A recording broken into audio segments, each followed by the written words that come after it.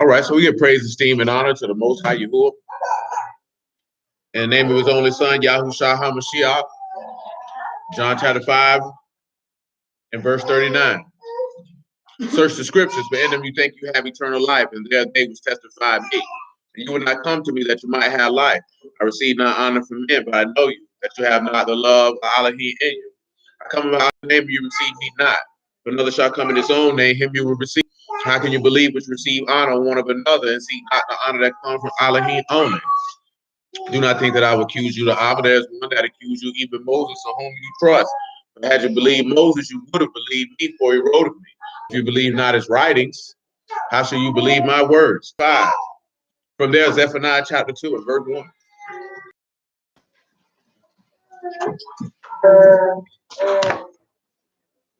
So it says here in Proverbs 15:25, Yahuah will destroy the house of the proud, but he will establish the border of the widow. So we're continuing on from what we were dealing with. But let's go over here to Zephaniah chapter 2, verse 1. Because I've always heard this verse used by many a brew.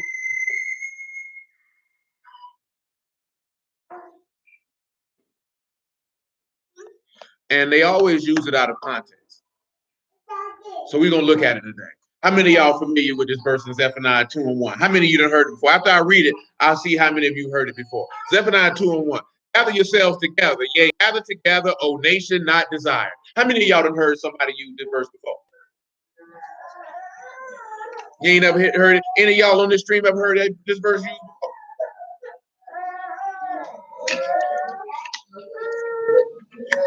before? You, sir, you ever heard it used before? See, this is a standard Hebrew verse to talk about unity or nation building. But let's just look at it. Shalom, man. Let's just look at it and see what it says. If you run across any proofs and they want some nation building, this is the verse they're going to use. If they're going to talk about unity, this is what they're going to use. I want y'all to know something. Gather yourselves together. Yea, gather together is the same word.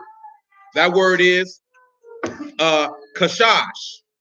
And all it means is to gather oneself together, to gather, to assemble, to collect, or gather sticks. So what you're seeing is assemble, assemble. Now what do y'all think when it says not desired, what that Hebrew word would mean without looking? What you think that word would mean? Because you see it says not desired. We know what not desired means, but what the word that is there, it does not mean what not desired means. Cast out. Anybody else? The word here is kasab. It just means to be longed for, to have a longing, to long after. So what does it say? Gather, gather, nation longed for. That's what it says. You know what I'm saying? So now we have to ask ourselves this question. If it says gather, gather, nation longed for, is it talking to us, for us to gather ourselves? Are we longing for each other? Or is it referring to someone else who is longing for you?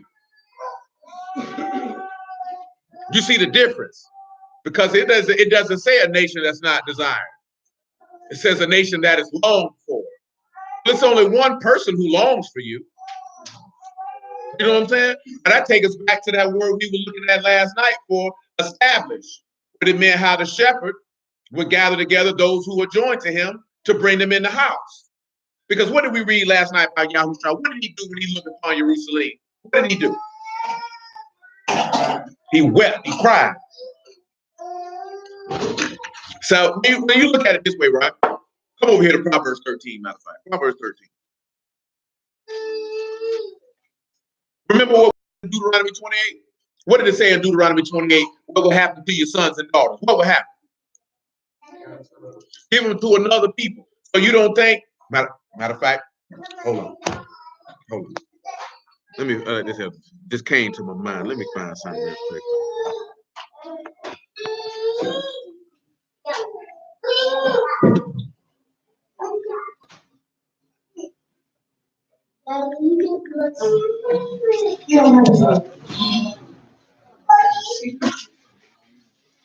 That'll work. Why did I say I was going there?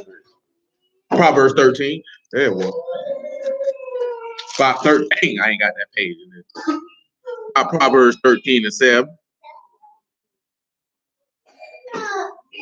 Is it 13? No, it ain't 13 and 7. It's 13 and 12. 13 and 12. Look at what it says, right? Hope deferred make the heart sick, but when the desire comes, there's a tree of life. Now, we went over that not too long ago. Now, let's look at that word desire. Let's see if it's the same word that we see here as Zephaniah 2.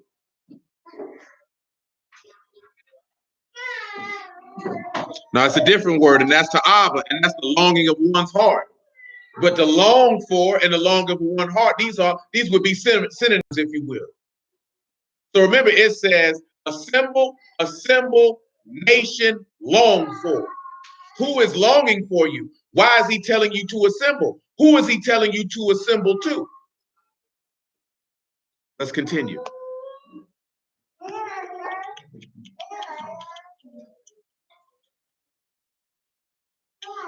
Oh yeah, James chapter.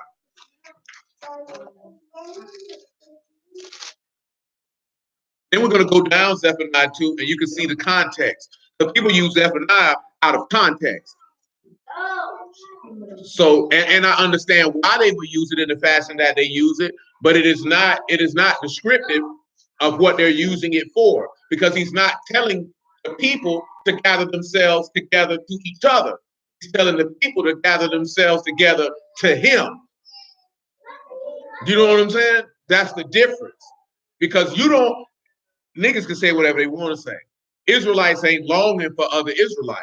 It's only one person who has a desire, a longing for this people.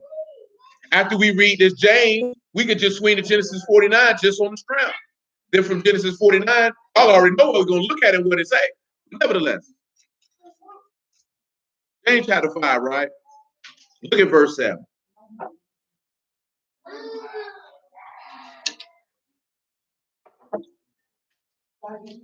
Be patient, therefore, brethren, until the coming of the Lord. Behold, the husbandmen wait for the precious fruit of the earth, and have long patience for it until he receive the early and latter rain. Be you also patient, establish your hearts, for the coming of the Lord draw near. Now let's pause. Let's not even go to Genesis 49.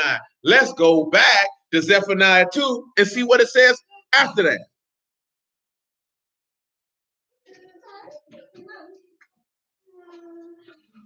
We're in Zephaniah 2 and 2.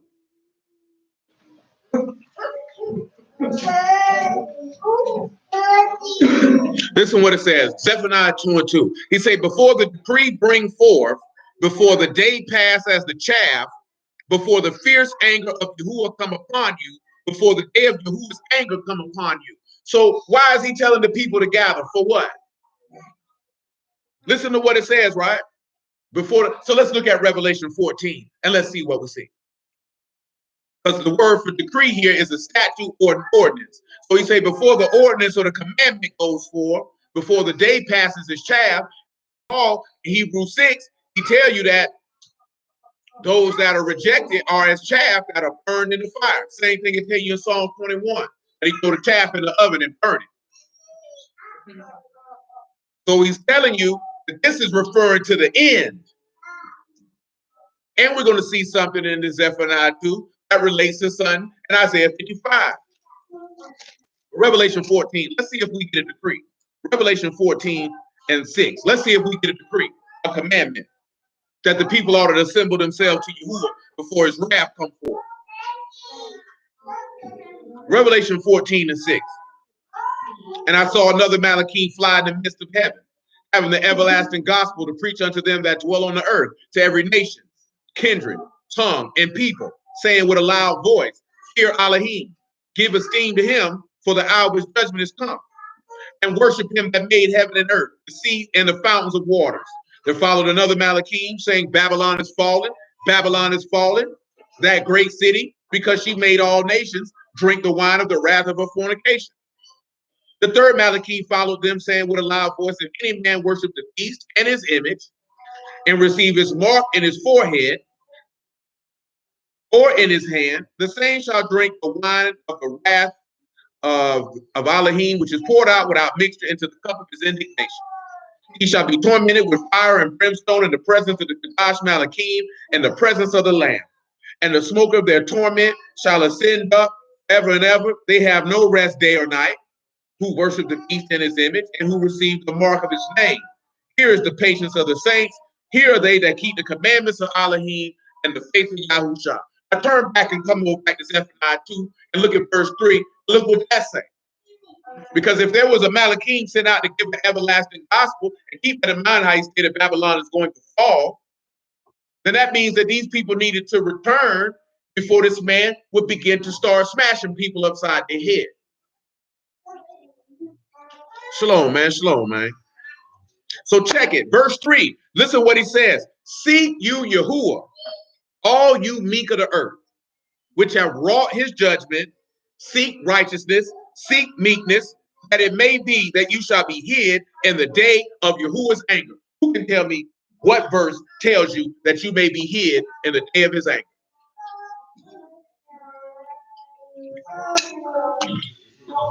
Psalm 91. Psalm 91 would be one of them. Yes, sir, it would. Because we kind of talked about that the other day when it was referring to who would be able to stand before him in the day of his indignation. Well, let's take a look at something in Isaiah 55.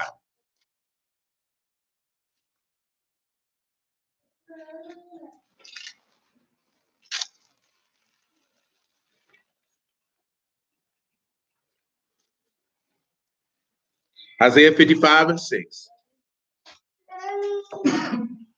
I just want you to see the context.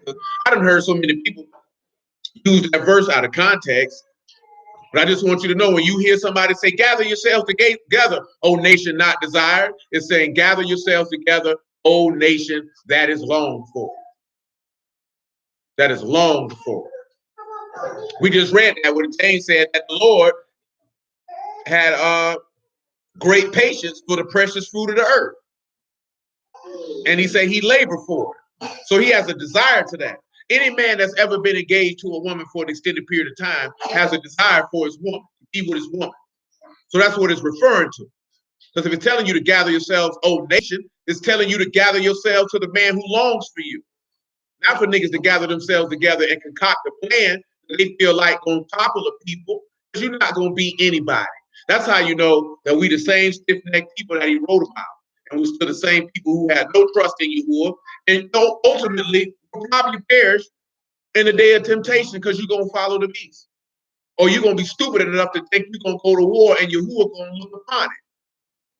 Because you ain't going to stand for the gospel. You're going to go, we got to fight. I'm a man. I hear you. I hear you. If you feel like you need to assert your masculinity in that fashion, then go ahead. Yeah.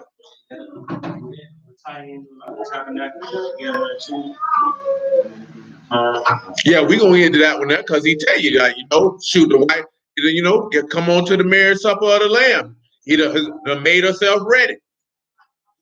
Remember, what did Jacob say when it was time to get his wife? Let me get my wife. He had a desire for her. He longed for her. He longed for Rachel for a long time. Matter of fact, since I mentioned after we read Isaiah 55, we'll go look at that. Isaiah 55 and 6. Seek you Yahuah while he may be found. Call you upon him while he is near. Let the wicked forsake his way and the unrighteous man his thoughts. Let him return unto Yahuah. He will have mercy upon him, and to our Elohim, for he will abundantly pardon. See, this is what people think, right? Remember, what did he say? He said, all you that seek Yahuah, that work righteousness, seek meekness, seek judgment. He said that you might be hid in the day of Yahuwah's wrath. See, some people think you can wait to the last minute. You're not going to be able to wait to the last minute. Let me show you why. Psalms 32, before we go to Genesis. So you got to seek Yahuah at a time that he may be found. You think it was time for it? You think anybody in Sodom and Gomorrah to find Yahuah once the fire and brimstone started coming down? Do you think when he sent the Romans to tear down Jerusalem in 70 AD, you think you could find Yahuah in that time? Remember, we talked about that last night. What did he do? He walked away. Once Yahuah turned his back, it is a wrap. He ain't coming back. What did he tell Solomon in 1 Chronicles 28? If you forsake me, what he said he'll do. So don't play with it. Let people fool you and lie to you if you want to. Once that period of grace is gone, that period of mercy is gone, it is a wrap. He don't want to talk.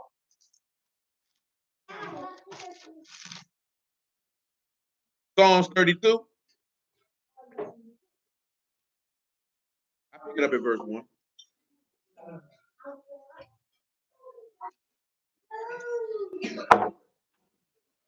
Blessed is he whose transgression is forgiven, whose sin is covered.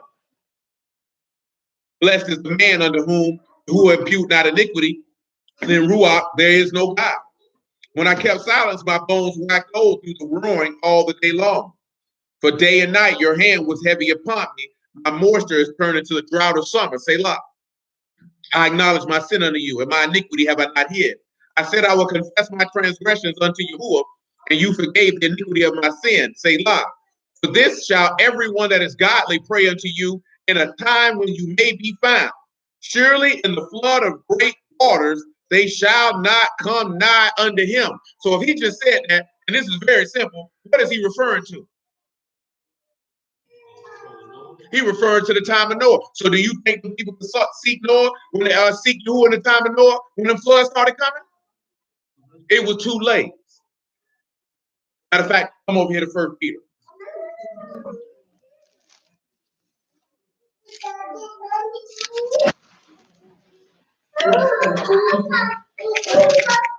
Make sure I'm in the right.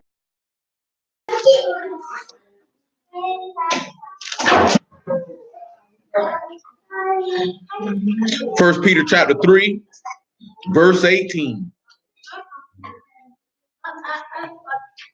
All right, turn around and face the front. Sit on your bottom and pay attention. First Peter chapter 3, verse 18. For Mashal also have once suffered for sins, the just for the unjust, that he might bring us to Elohim, being put to death in the flesh, quickened by the Ruach. Now we read that last night as well. We read that when we looked at the prophecy that Daniel broke down for Nebuchadnezzar. Because when he said cut the tree down but leave the root, that was symbolic of being put to death in the flesh, but being made alive in the Ruach, because that root was able to grow back. Because he said, the brightness of my esteem returned to me.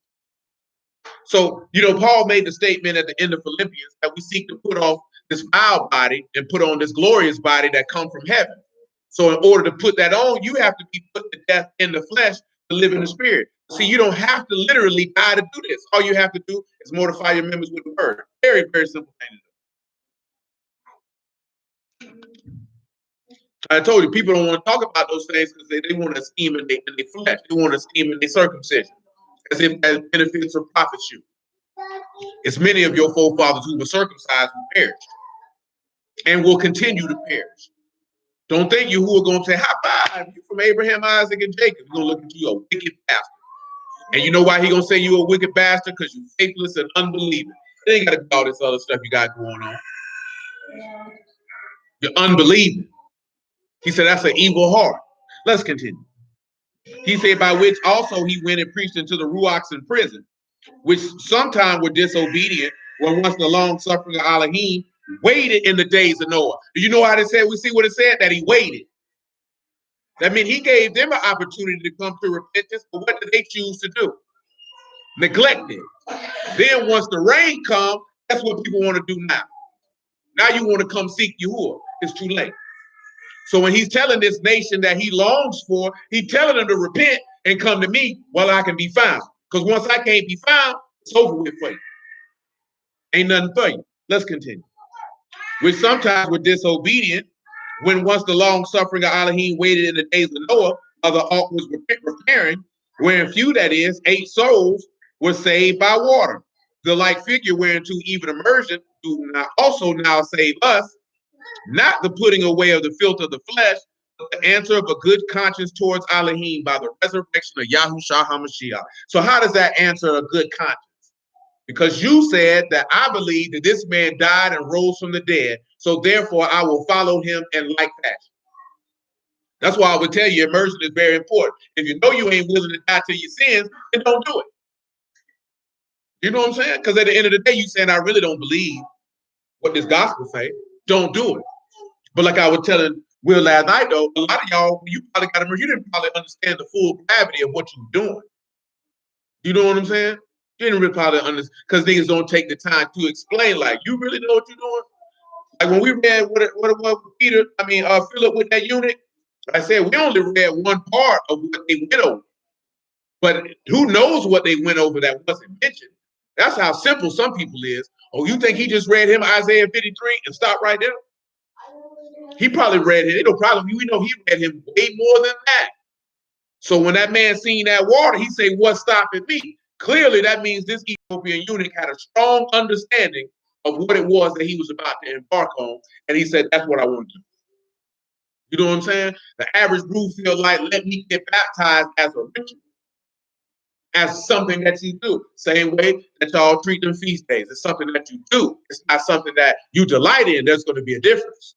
When you look at it as something that you do because that's what you have to do versus something that you delight to do and you look forward to do, because when you delight to do, a different level of fervency. You do it with a different type of mindset versus you do something that you feel is an obligation. See, we didn't talk about that before. He said if you do it as an obligation, he don't want it. You know what I'm saying? He don't want it. He don't want nobody. That's no different than no man don't want no woman who does stuff because she feel like she has to because she's his wife. She doesn't do it because that's what she wants to do. See, Yahuah don't want people who does stuff because they have to. Because when you stand in front of them, you're going to be like, woman, do your heart's not perfect. So what's going to happen? When the tribulation and persecution come up, you're going to fold. Because you're not going to delight to die. You know what I'm saying? You're not going, whatever the case may be, you're going to be offended. Ain't no root. So you're not going to be that. That's why, again, that's showing you the resurrection of the dead.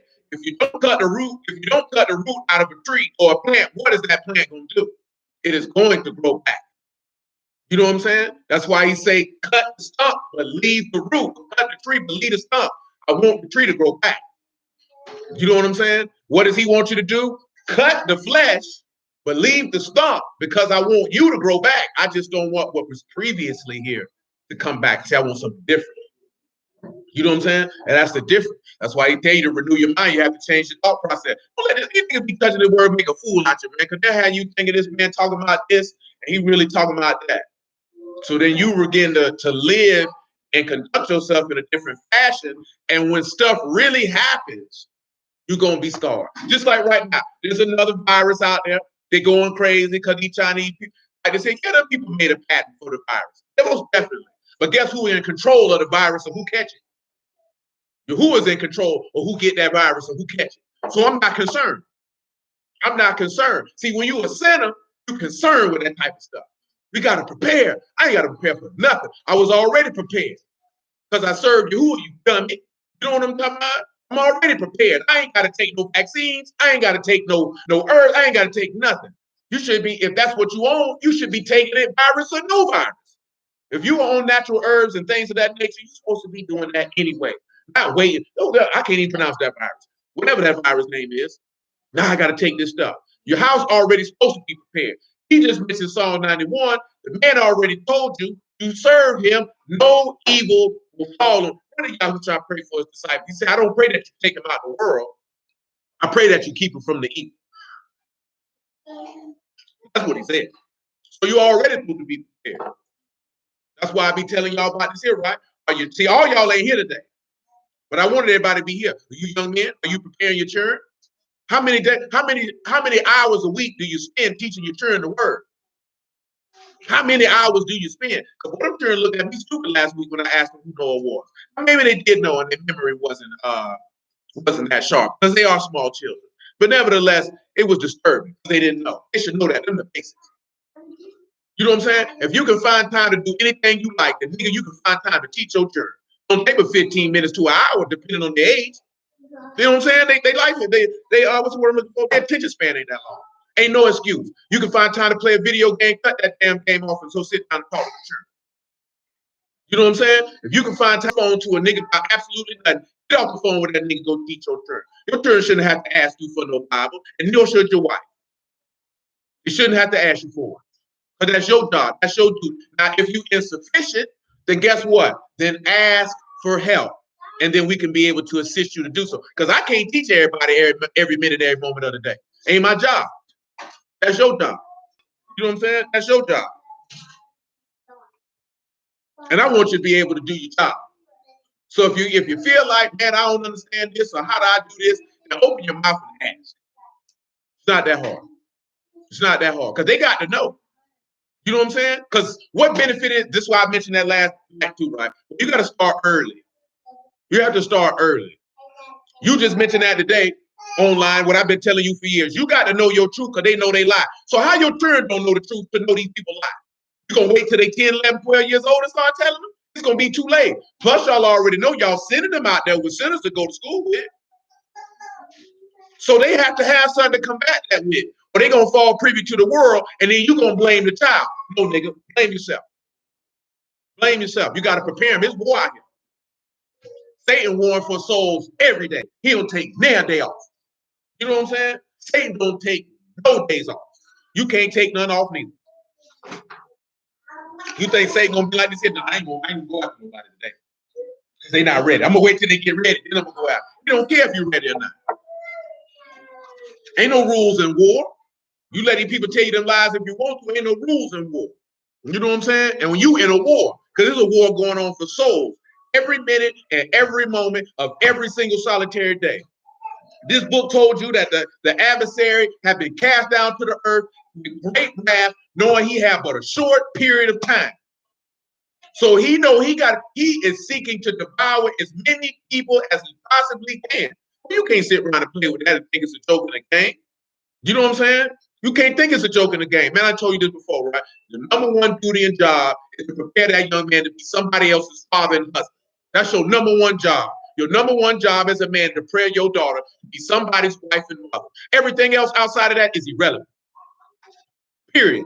You know why that's important? Because we can read that in the law. He constantly told you to teach your son. Everything else is an add-on. He already told you that. Man said if you seek Yahuah and his righteousness, he'll add whatever to you. That's nothing. Stop worrying about it. Having fun, birthday parties, trips, all that stuff is irrelevant if he is not prepared to continue a generation of children who serve Yahuah. You have failed. I don't care how much success he attains. I don't care about none of that. If he is not prepared to be a father and a husband, to lead his household in the fear of Yahuah, you have not done your job. You have not done your job. If your daughter is not prepared to be a mother and a wife and a servant to Yahuah, you have failed. Brother posted this the other day. That's why I mentioned it. If your daughter won't listen to you, you know full well she's not going to listen to her husband. And you'll be cool with your daughter being a rebellious, repugnant, despicable, detestable wife. You're going to be cool with that. Your brother like, well, your daughter don't listen to nothing, boy. You'll be cool with that. You ought to be shamed in your soul. You see what the book said when we read the law last night? What it said, if the priest's daughter is a whore, what they said they ought to do? Burn. You know what I'm saying? That junk ain't cool, man. You really want your son to grow up and treat his wife like trash? Because you ain't teach him that? Now she's sitting there talking about, I hate your son. You looking like this here. It's my fault. Yeah, it is. Only way it ain't your fault is if you like Samuel. You know you taught him better, and that nigga just wicked. Hold on. Yeah, Trina said if you catch him early, become routine. She say Yoda 4 years old when she tell him it's time to pray. If I take too long to get ready, he tells her it's time to pray. If she take too long to get ready. Because it do become routine. Because if you teach him young, it's ingrained. It ain't no different than a computer. When you load up that hard drive and that software, it's in there. And you can install whatever type of software you want. You ought to be installing Yahuah. You know what I'm saying? Period. Same way you hear them turn like they should be proud. You should be proud if you hear your child. Oh, mama, this nigga asked me to eat some pork. I told him, no, that's an abomination. I don't eat no pork. You know what I'm saying? They should be the same way. Like you said, that should make you proud when your child comes to you and say, mommy, it's time to pray. Daddy, it's time to pray. When the last time you prayed with your family?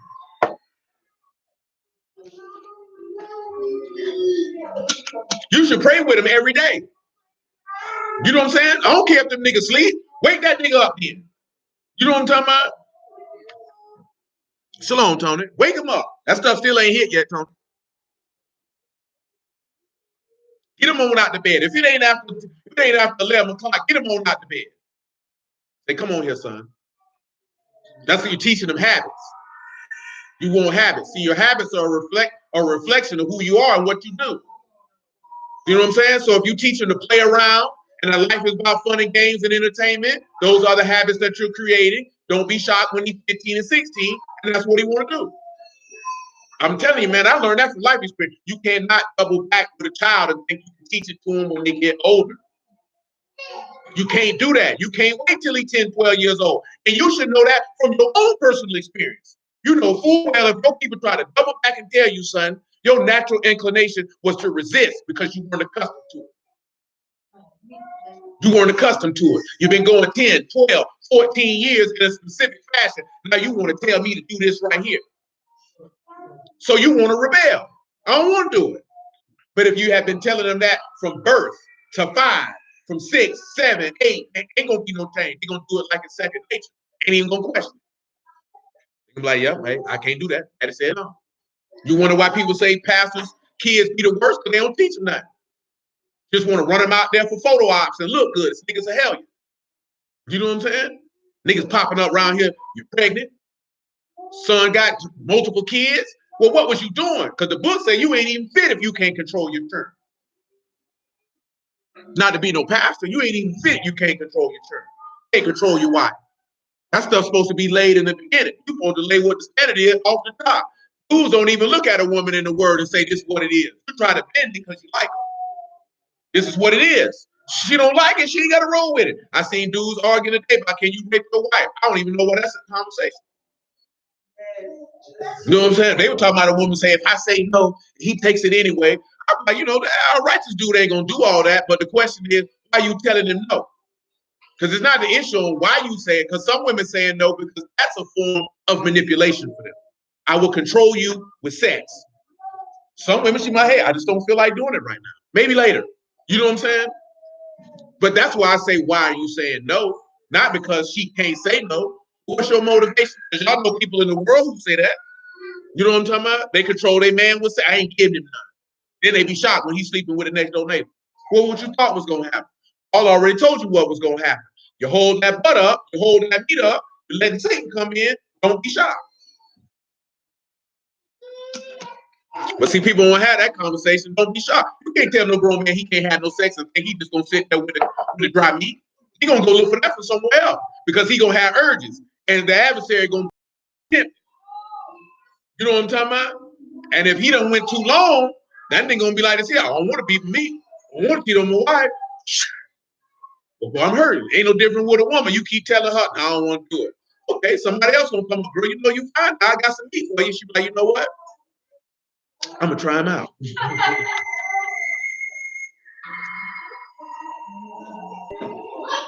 I mean, it depends. That's why I mentioned Samuel. That's why I mentioned Samuel. That's why I mentioned Samuel. Because you can teach him. Samuel taught his sons, but they were wicked though. And that happens. You know what I'm saying? But more so than anything, you got to install it.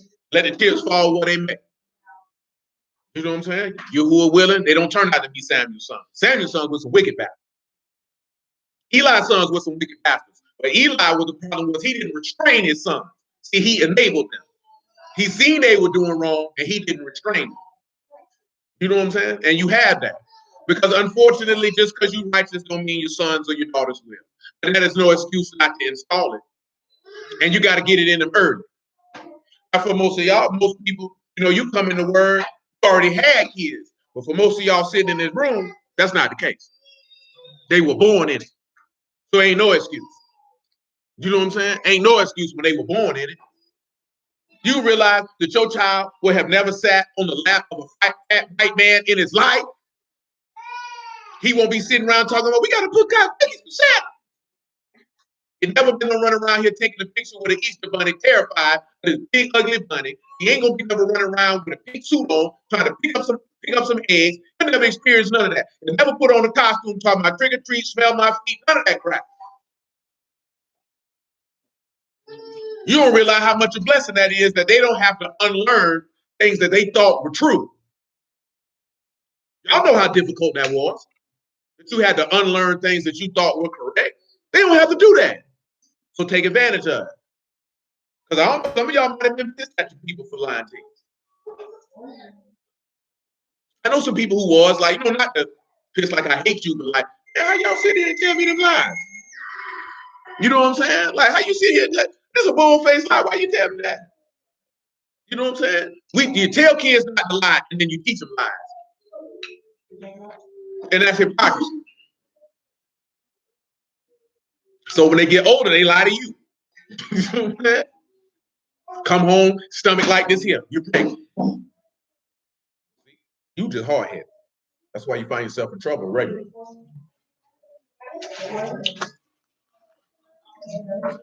I mentioned Genesis 29.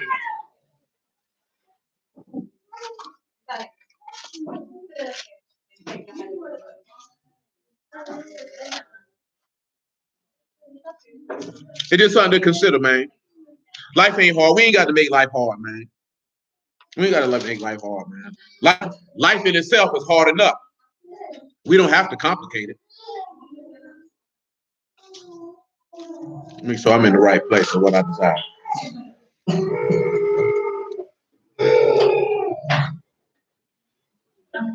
Genesis chapter 29,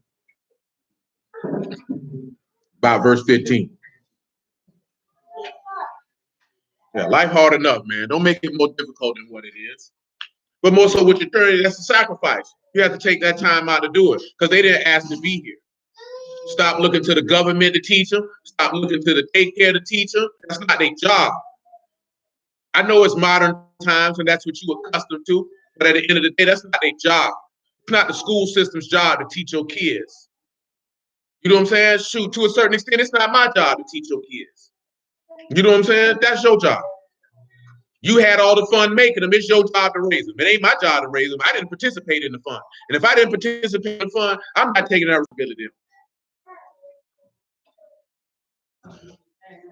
I imagine.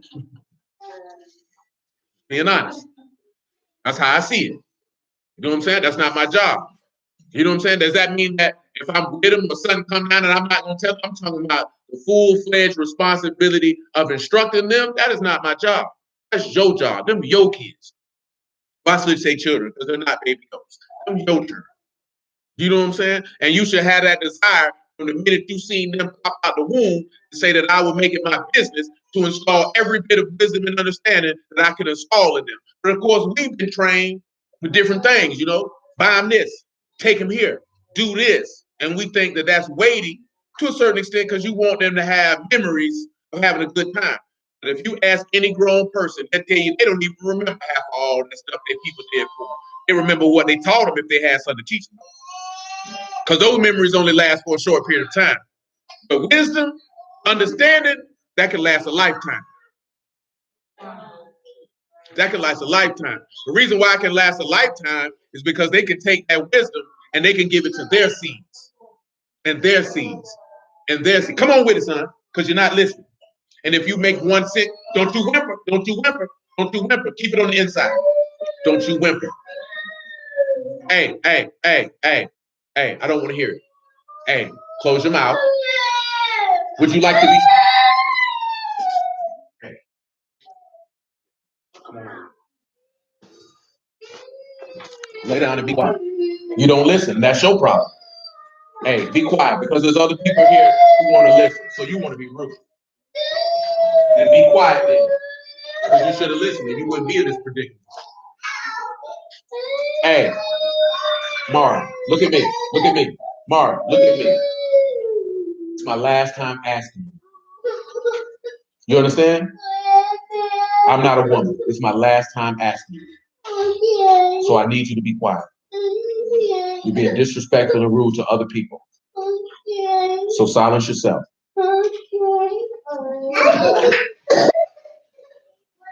Genesis 29, make it about verse 14. What did I just say? So you must want to go ahead and step inside in there for a moment. That's what it is. Then why are you still crying? Why are you crying? No, you didn't. No, you wanted to do what you wanted to do. And now you found out there's a consequence for your actions. You can't do what you want to do. Genesis 29 and 14. And Laban said to him, surely you are bone in my flesh And he abode with him in the space of a month. Laban said unto Jacob, because you are my brother, you should serve me for naught. Tell me, what shall your wages be? Laban had 2 daughters. The name of the elder was Leah, and the name of the younger was Rachel. Leah was tender-eyed, but Rachel was beautiful and well-favored. Jacob loved Rachel, and I will serve you 7 years for Rachel, your younger daughter. Laban said, it is better that I should give her to you than I should give her to another man. Abide with me. Jacob served 7 years for Rachel, and they seemed unto him a few days for the love that he had for her.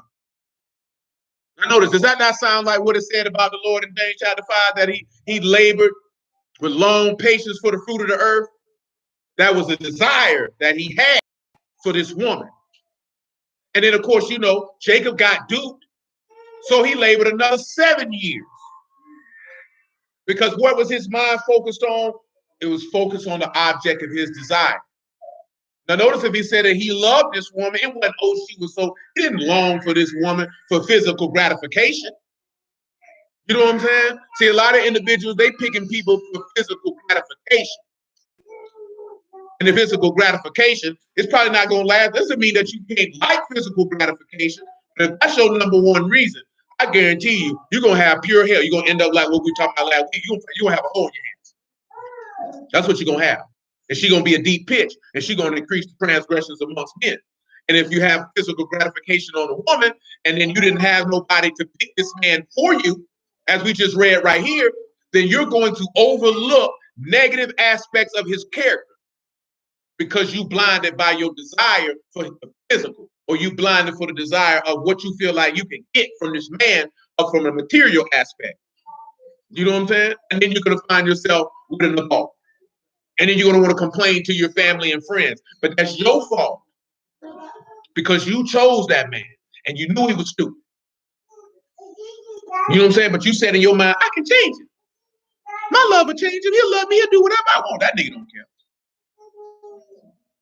You know what I'm saying? That nigga don't care. I'm dead serious. I done told you that before. Can't nobody change nobody. Only person that can change you is Yahuah and the individual who wants to change. Outside of that, you can't change nobody. People gonna do what they want to do. See, that's the biggest mistake that people think you can do. Even in the word where we read a couple weeks ago, what did it say that woman was supposed to do to get her husband to turn? Did she say, I just love him, he'll love Yahuah? No, it told her, love Yahuah. That'll win him over. He see how you love and submit to Yahuah. He say, it's a good, strong chance you can win. You know what I'm saying? It didn't tell that woman you can change him, love him till he do right. That's retarded. That's what these stupid movies teach y'all to do. That's what the romance movies teach you to do. You can love him right. Okay. How many women you know in real life that work out for him? That junk only work in Tyler Perry movies, Hallmark movies, and Lifetime movies. It don't work in real life. Oh, that's unfortunate. Didn't know Lifetime was that violent.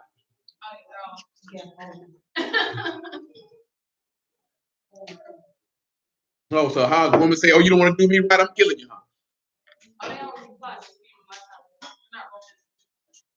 Oh, they've changed over the years. They were definitely corny in my mother's day, and I used to hate it. You know what I'm saying? And I used to hate it. But no, in all seriousness, though, that's what that's a form of programming.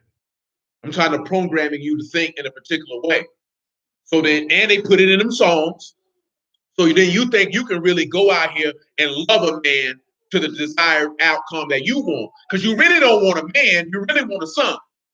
You really want a man who's going to do whatever it is that you want him to do and follow your lead. That's really what you want. Because if you know if it's a man, he's not succumbing to your every whim. And you don't really want him to. You can get out here and say you do, but you don't really want him to. Because then you know you married yourself. And we already know that no woman can respect a man whom she provides for and whom she leads. She can't respect him. It's going to be very difficult. Let's go back over here to Zephaniah 2. Son, just go to sleep and stop fighting. But that's what you're doing.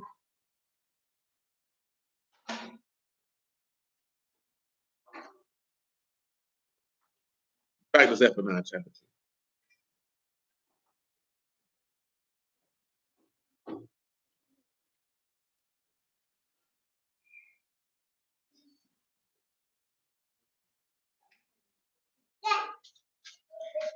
Glad I called mine in the first place.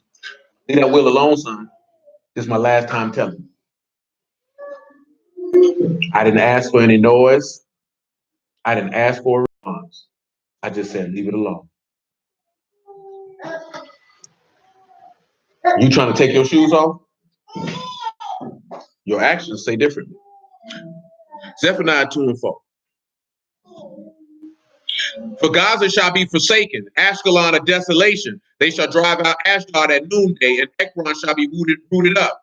Destruction unto the inhabitants of the sea coast, the nation of the Terathites. The word of Yahuah is against you. O Canaan, the land of the Philistines, I will even destroy you, that there shall be no inhabitant. And the sea coast shall be dwellings and cottages for shepherds and folds for flocks. Now look what he's telling you. Let's look at cottages here. We'll look at all the words so you can see what they mean. For dwellings, you have neve, a habitation or abode for shepherds, flocks, and pastures, which is clearly apparent. Cottages is kara, and that's simply a cottage. Now we talking about folds and flocks. I think I need to swing back to what it was. Songs of Solomon, chapter 1.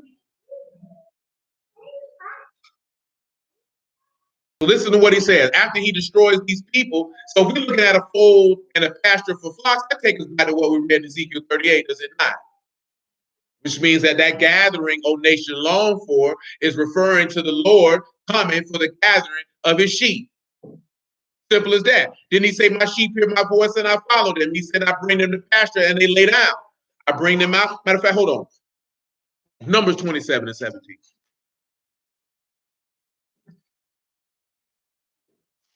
Perfect. Yes, sir. What is your problem? Huh? What's your problem?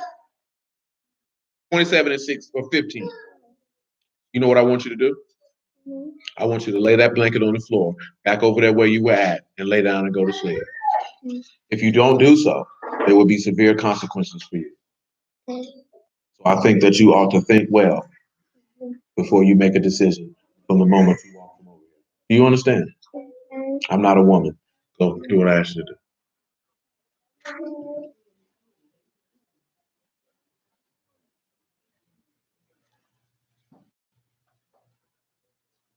27 and 15, the book of Numbers. Moses spake unto Yahuah saying, let Yahuah, Elohim of the Ruachs of all flesh, set a man over the congregation, which may go out before them, and which may go in before them, and which may lead them out, and which may bring them in to the congregation of Yahuah. Be not a sheep would have no shepherd. So what do we have going on here? Who does it say Moses speaking to? He's speaking to Yahuah. He asked Yahuah this, to give the people a shepherd, because he knew that he was getting ready to die. That goes back to what I was talking about beforehand. He's not being led by this woman, but this woman can make a suggestion to him. And Moses made a suggestion. Please don't let us be without no sheep, without no shepherd. Have somebody to bring him in. Have somebody to lead him out. Why is that the case? Come over here to Matthew chapter 9.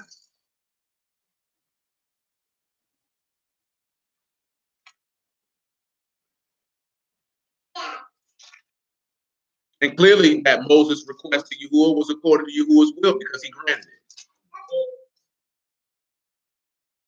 And why would Yahuah grant? Matthew 9 and 32. And why would Yahuah grant this request? Because Moses was obedient and faithful.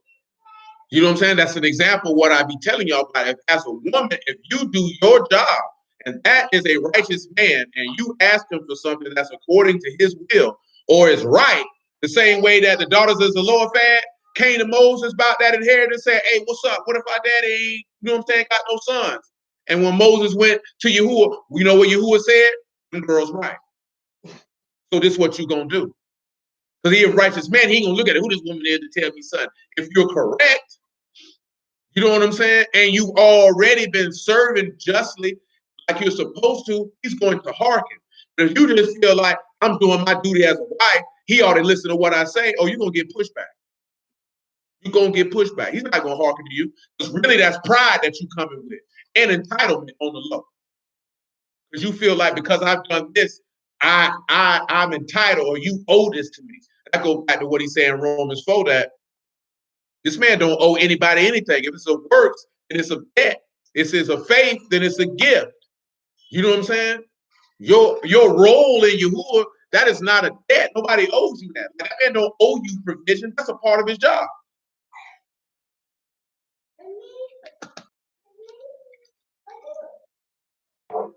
Matthew 9:32. And they went out, and behold, they brought him a man dumb, possessed with a devil. And when the devil was cast out, the dumb spake, and the multitude marveled, saying, it was never so seen in Yasharal. But the Pharisees said, he cast out devils through the prince of devils.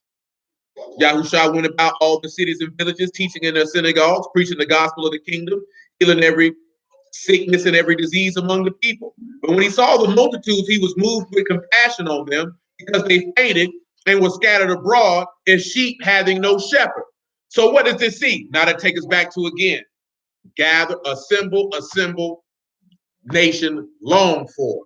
Because he's looking at them, they scattered all over the place. See, like, it's a brother I know, he wants to make a modern day Sanhedrin. Y'all know what the Sanhedrin is? Anybody on here know what that is? Let me rephrase that. Who don't know what it is? Oh, y'all not familiar with that? Any of you gentlemen and young ladies on here unfamiliar with the Sanhedrin? That was a council. It was a council of Levites who determined laws and things of that nature. I'll give you the exact so it can be a little bit more specific, because I know I'm going to leave stuff out. But it was basically a rule, a council, and all judgments and rulings were made by them. So the scribes and Pharisees, like you read in Yahushua's time, they would be considered to be the Sanhedrin. And that they would make the determination on everything. It was assemblies of about 23 or 71 elders appointed to sit as a tribunal in the land. And there you had the great Sanhedrin and you had the lesser Sanhedrin. Now, this is not mentioned in the text at all, nowhere. You know what I'm saying? The word in and of itself means Supreme Court.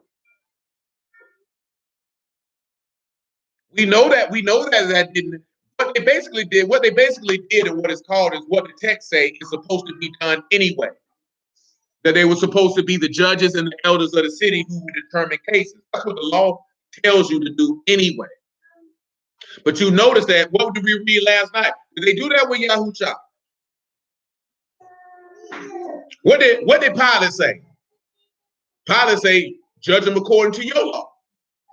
You know what I'm saying? But they didn't want to do that. You know why they didn't want to do it? Because they knew they were wrong. If you read in Numbers 35 and they say there's innocent blood found in the land, who they say you had to take them to? The elders and the judges in the city, the priests in the city. So further on down the line, that's what they called it, the Sanhedrin. And that's what that brother wants to try to recreate, is a Sanhedrin. Put a bunch of men all together to judge cases. But really, that's not how it's supposed to be. It's not. Notice that it said in the land. So not just the fact that it's in the land, if you were going to have a Sanhedrin, quote unquote, it would have to be relative into the geographical area that those people are in. You can't have a Sanhedrin based in New York City to judge every case in the United States of America. It's not how that works. It would have to be a quote unquote tribunal in Jacksonville. It would need to be one in Knoxville. It would need to be one in DC. It would need to be one in LA for that area. Because when you look at every city in there, it didn't say bring them to the priests in Jerusalem. It said to bring them to the elders of that city. Let's take a look at it so you know. Numbers 35. This.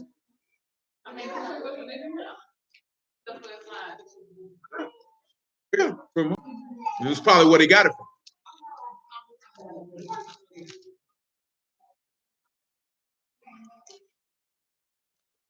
Yeah, you like Jacksonville, Duval County has the 4th Judicial Circuit. That encompasses Duval, Clay, and Nassau. Do you know what I'm saying? That's that circuit. There's a different circuit court when you get to Central Florida. I don't know the number for it. It's a circuit court for Miami. It's a circuit court in Tallahassee. When you go to New York, they don't have circuit courts. They have superior courts because it's contingent on the state. They have superior courts in California. And it's a different court in every state and in every city. Just like in New York, they don't call them state attorneys like they call them here. You know what I'm saying? I forget what they call them. Yeah, they call them a district attorney. That's what it is. They call the state attorneys here because our legal construct is different from theirs. You know what I'm saying? Then you, even with the feds, they have circuits. It's just not one federal court deals with everything. It's a federal court for the Northern District. It's a federal court in the Southern District. And this district court's up under that. You know what I'm saying? Oh, I'm in number 35. Numbers 35 and 9.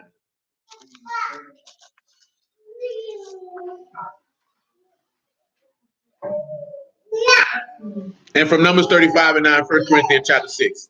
It might be 5, but we'll figure it out. Numbers 35 and 9. And Yahuah spake unto Moses, saying, Speak unto the sons of Yasharal, and say unto them, When you become over Jordan to the land of Canaan, you shall appoint you cities to be cities of refuge for you, that the slayer may flee, which kill any person that unawares. They shall be unto you cities for refuge from the avenger, that the manslayer die not, until he stand before the congregation in judgment. And in the city, and of these cities which you shall give 6 cities you shall have for refuge. You shall give 3 cities on this side of Jordan. 3 cities shall you give in the land of Canaan, which shall be cities for refuge. Hold on, I think they want to do Deuteronomy is what I'm doing. But come over here to Deuteronomy 13.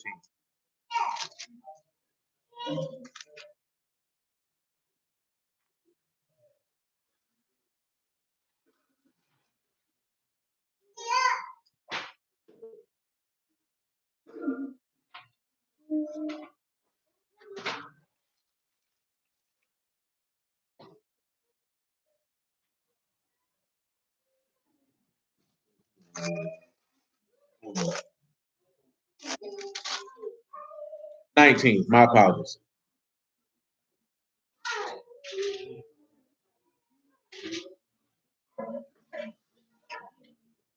Deuteronomy 19 and 15.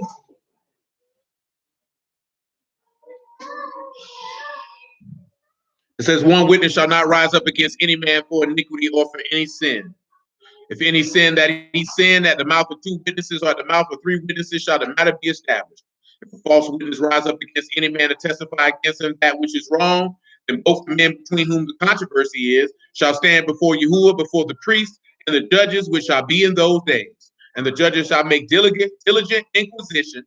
And behold, if the witness be a false witness and have testified falsely against his brother, then shall you do unto him as he thought done unto his brother, so that you shall put the evil away from among you. Let me ask you a question. Did every city in the Yasharal have a set of priests in it? Yes, they did. Every single solitary one. Did every city in Yasharal have a judge in it? Yes, they did. Because what did Moses say? To give him captains over what? The captains over this many, and that many, and that many. Because there's no way that one group of people can handle that. It's going to be too many disputes.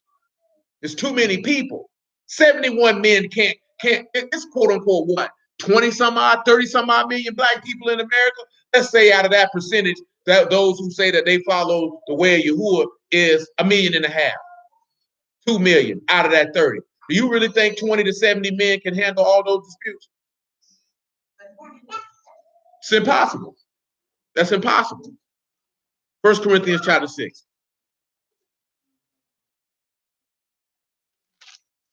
From 1 Corinthians 6, the Song of Solomon.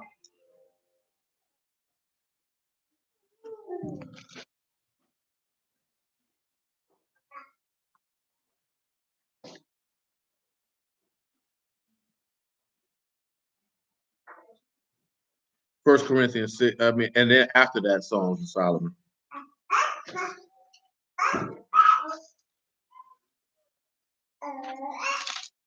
Get the First Corinthians 6 first.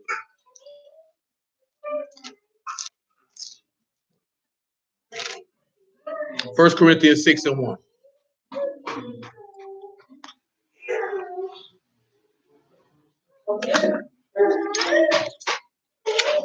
Actually, from 1 Corinthians 6, 2 Chronicles 19, from 2 Chronicles 19, then the Songs of Solomon. 1 Corinthians 6 and 1. dare any of you having a matter against another go to Torah before the unjust and not before the saints. So what does that mean? A lot of people take matters to sinners before they go to those who are set apart. That's part of the reason why I believe the brother won't have set that up. Now, his intentions for doing it are not negative. His intentions is it's a lot of beef, it's a lot of pressure. You know what I'm saying? Maybe we should do this, and that will alleviate that. You know what I'm saying? And I get it. He said, do you not know that the saints shall judge the world? And if the world shall be judged by you, are you unworthy to judge the smallest matter? Now, he's speaking to the congregation in Corinth. So you don't think that that would apply to every other congregation? Do you think it had to be a large board of people to do this in the congregation in Ephesus? Or the one, or the one in Rome? Or the one in Jerusalem? Absolutely not. That's why I done told you that before. Everybody in here should be able to judge matters and judge them correctly. You should be able to do that. Because we already know that a judge can be male or female, because that's just making a determination of right or wrong. Deborah had already showed it. I would have dudes always be screaming, dudes say, what woman ever led Israel? The first thing a nigga scream, yeah, bro, that woman didn't lead Israel. Nigga, stop lying. Said she was a mother in Israel. That's what she said she was. She didn't lead anybody. She was a prophet. So she could tell you this is what Yahuah said, go do. But when it came time to lead, what did she do? She told Barak, you need to go handle your business, son. That's what she did. You know what I'm talking about? See, everybody like to overlook that part. When it was time to lead, she did not interject herself to lead. She looked at that young man and said, you know you need to go do what you need to do now, man. You know you need to go handle your business. And what did Barak do? Yes, ma'am. And then did it, because she already know. That's not my place. What I look like leading these people. Ain't nobody finna follow no woman in nothing of great importance. I can tell you that now. It's not gonna happen. Here, ain't gonna do it. And I know that junk might sound rough or hard, but every woman in here knows you. Like, I'm gonna lead these niggas anyway. That's a lot of stress. Could you imagine being the one who got to lead a whole nation of people and lead them in the war? They're not built for that. They're not built for that. That pressure going down, y'all gonna go to getting frantic and frazzled and this, that, and the third, and then destroy the morale of everybody you lead. You know what I'm saying? Morale is important, because if the morale is low, the execution is going to be piss poor. You know what I'm saying? You always hear that in the military. You got to keep their morale up. You know what I'm saying? That morale has a direct correlation to performance. Nevertheless, he said, if you then, he said, know that you should not, that we shall judge angels. Know you not that we should judge angels? How much more the things that pertain to this life? If you then you have judgments of things pertaining to this life, set them to judge who are least esteemed in the house. I speak to your shame. Is it so that there's not a wise man among you? No, not one that shall be able to judge between his brethren. A brother go to law with brother, and that before unbelievers. See, that's rough from there. He said, you ain't got one wise man among y'all that know right from wrong. And he said, not only that, but you do it in front of people who don't even believe the book. That's why I be telling y'all about stuff. And y'all ain't got no business going to complain about your husband, your wife, or nobody to no sinner. They don't sit back, because now you done shame the book. You done shame Yahuah with that crap. Because they looking at you like, you mean to tell me you ain't got no wise man among you that you can take your complaint to? You had to take it to a sinner. So you the damn fool. But now they looking at you like, your God's stupid, and so are you. You know what I'm talking about? But why would you even follow something like this here? And you complain. That's how sinners think. No matter who it is, that's how sinners think. You have to make the determination between your people and the fact that they sinners. They don't look at that stuff the way you do. But once you've been done trash Yahuah, you can't turn back around and convince them back. You're not going to be able to do it, because they already didn't believe in him to start. So if you have to speak negative of things that pertain to him, what makes you think they're going to turn the corner and say, you know what? That sounds like something I want to do. 2 Chronicles chapter 19. Then Songs of Solomon chapter 1, I believe. We've been holding Songs of Solomon 1 for about 3 weeks now. Never got back to it. 2 Chronicles chapter 19 and verse 1.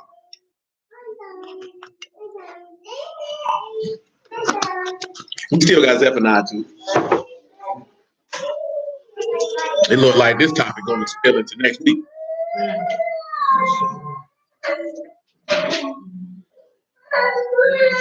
That nigga be crying. He don't even be upset for me.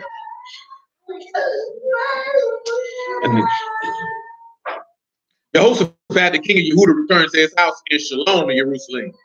Yehu, the son of Hananiah, the seer, went out to meet him and said to King Jehoshaphat, should you help the ungodly and love them that hate Yahuah? Therefore is wrath upon you from before Yahuah. Now, we didn't talk about that before. You can take it how you want to take it. But that man just said, how could you help the ungodly and love them that hate Yahuah? See, that's a hard pill for people to swallow. Now, y'all know who he had went and helped in this situation and circumstance, right? Who did Jehoshaphat just come from helping? Ahab. So we ain't even looking at the fact that it's a stranger. This is an Israelite. He said, why you help this man? Why you help this man? Why you love them that hate me? See, Bruce don't want to have that conversation. That's rough. I was a king, and Yahuah looking at this other king like, well, why you fooling with him, cuz? Why you fooling with him, cuz? He said that, and he just told him wrath coming on your head because you love them that hate me. He said, you ain't had no business helping. Remember, he told him that in King. He said, if Jehoshaphat wasn't here, I wouldn't even see you. I wouldn't even see you. I'm only extending mercy because there's somebody standing right here who I fool with. Because I don't fool with you and you know it. Remember, that's why I mentioned that last night. He sent that lying spirit to his prophets because that's what they wanted. When you want wickedness, he'll give you wickedness. You know what I'm saying? You want stupidity, he'll give you stupidity. You want foolishness, he'll give you foolishness. You want your lust, he'll give them to you. And he'll look at you just to see what your end gonna be. What was Ahab's end? He died. You know what I'm saying? He died. And who did he die by? By the hand of the uncircumcised. That's who he died by. But that's another conversation for another day. He said, nevertheless, there are good things found in you, and that you've taken away the groves out of the land and have prepared your heart to seek Elohim. Hey, who remembers in modern times, what is the correlation to the grove? What in these modern times is actually the grove of the ancient times? Some of y'all done been there. Spent some time there. Long, good time too. Any of y'all know what the modern correlation of a grove is? Go and tell them. Go and tell them what it is. The college and universities. Y'all don't remember when we talked about that? Well, the college and university is the modern correlation of the grove. Remember that when we were looking at all them idols? Look them groves up. Look them groves up. It'll tell you. Everything you do on a college campus, that's what they were doing in the grove. The only difference is you're not openly worshiping Baal or Ashtaroth. You worshiping them, but you're just doing it unknowingly. Because all that debauchery, that's what they did in the grove. That's what they did in the grove. See, that doesn't sound hard. You think these people made this stuff up because they wanted you to be educated? I forgot when did they start coming with college loans? I had just was listening to that the other day and forgot. No, not the other day. It was a couple of months ago. But I think college loans ain't really start really putting steam to probably like the 70s or 80s, and it was to create debt slaves. You know what I'm saying? To get you to the point where you feel like you got to come here so you can get this job. I know definitely in the 80s and early 90s, they definitely pushed it. You can't get a job unless you have a college degree, and then they incrementally raise the cost of tuition. So you would have to take out loans so that you would already be indebted to them before you even hit the workforce, and that you would never be a threat and a power. And then they would turn around and play class warfare and put the ruling class against the poor so they could be able to come through and initiate communistic concepts and things of that nature and have you looking like a damn fool. You know what I'm saying? But again, that's coming around. But just sit back and look at it, right? We used to read this type of stuff when we was young. And the type of stuff that you read or you're privy to is going to be based on either who you raised around or who raised you. You know what I'm saying? Because for the most part, you 16, 17, 18, 19, you don't care about that type of stuff that doesn't interest you. I want to go have fun with my friends. Maybe I want to sip a little alcohol, smoke a little weed, taste a little tail. Maybe be a little hot in the tail. So you're not concerned with the world that is going on around you. You're not going to familiarize yourself with these things. You don't begin to familiarize yourself with these things until you begin to get older. That's why some people recommend don't get married and have children until you get older, then you can understand the world, and then you can have something to teach them.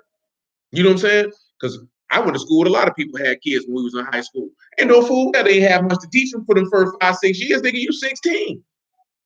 What you gonna tell them? Nigga, you was just in American history class. Now you're in the emergency room delivering a baby. You know what I'm saying? This nigga ain't got no job. What you gonna teach? Now, for some people, it accelerates their maturation. For some people, it does not. Well, how many of y'all were really aware of the world around you between the ages of 16 to 24? Like really thoroughly aware of the plot, plans, and schemes of things that were going on around you outside of your direct environment. Like we knew a few things. We didn't know a lot, but we knew a few things, a little more than the average at our age. You know what I'm saying? A little more than the average, because we used to date chicks that we'd be amazed at the conversations that we were having. Like, I don't care nothing. Like, they don't care nothing about this, that, and the third. Like, there's some real stuff going on out here. Nigga, I was like 21 when I read Behold the Pale Horse for the first time. But we was already familiar with that information, and that wasn't from conspiracy type books. That was just from reading history books. Just reading history books. You'll be surprised what they tell you in just a history book if you just actually read the book versus just accepting the narrative. You know what I'm saying? Because they give you a narrative, but most people, when you're in school, you don't actually read the textbook unless it's directly pertaining to an assignment. I used to read the textbook. So I'm seeing that the information is not directly correlated with the narrative. When you know the information, you look at the world different. You look at the world different, you think differently. You think differently, you move differently. And your concerns are different. Like, that's one of the reasons why I didn't want to go to college. I got to take out a loan for you to teach me, son. So that I could probably walk in a library and teach myself for free. You know what I'm saying? Oh, no, I'm not going to do that. I'm not going to do that. It's only a few occupations you probably really need to go to college for. That's probably being a doctor and a lawyer, and it's because they demand it. It's not a lot of occupations that you really need one for. I guarantee you it's a lot of major corporations with people in there who ain't got no degree and make a whole lot more money than people in the same organization that have one. Because they were gifted or they had skill. You know what I'm saying? Or they knew the right person. Because what it was, I was talking with a dude who the superintendent on the job site out there in Washington Heights, and he was like, yeah, man, the owner of the company was amazed with me. He said, I only got 6 years in this industry. He said, they gave me a project in my first year and a half, and he said, well, I only had 3 items on the punch list. And if you know anything about construction, to only have 3 items on a punch list, that means that is amazing. For somebody to build a whole building and it's only 3 things that they got to correct, that nigga is amazing. You know what I'm saying? That nigga is amazing. And to be inexperienced, he was like, yeah, man, there's another dude work on the other project. He was like, oh, that nigga's trash. And he said he's the brother-in-law of the owner of the company. They said they were talking about some type of wall, and he was like, the wall done. And Jack said, this effing idiot, he's just a dummy. Get on the wall. He don't even know what the hell he's talking about. But he's there because of his people. And there's nothing wrong with being there because of your people. But if he would apply himself, he would be higher up than people who went to school for. You know what I'm saying? Because it doesn't matter. Some people look at, what's the word it's called? Nepotism as a negative thing. Ain't nothing wrong with nepotism. I don't know what that is. Ain't nothing wrong with nepotism. That's just hiring your people. You know what I'm saying? But if your people dedicated, you could get a shortcut. You know what I'm saying? And go straight up the ladder. But you got to go to college for everything. Ain't nothing wrong if you want to have the experience. But I knew that back then. So you mean to tell me I'm going to have to spend the first 10, 15 years of my adult life paying you back? Oh, no, I'm good. I'm good. You know what I'm saying? I mean, depending how much your loans is. You know what I'm saying? I'm good. I can't do it. You know what I'm saying? But I had somebody take the time and explain that. Oh, yeah, the loan, I'm straight. I won't do it. I don't want to go in debt to get a job, to use the job to get me out of debt. To me, that was hustling backwards. There's no way in the world I can have a fruitful life out of that. You know what I'm saying? Some people cool with that. Some people not. Some people don't know no better. You're just following the system. You know what I'm saying? But when you know better, you do better. You know what I'm talking about? And shoot, you already know how I feel. I create your own. You got a skill or a trade, teach it to your son. Let him do it. You know what I'm talking about? Let him take that over.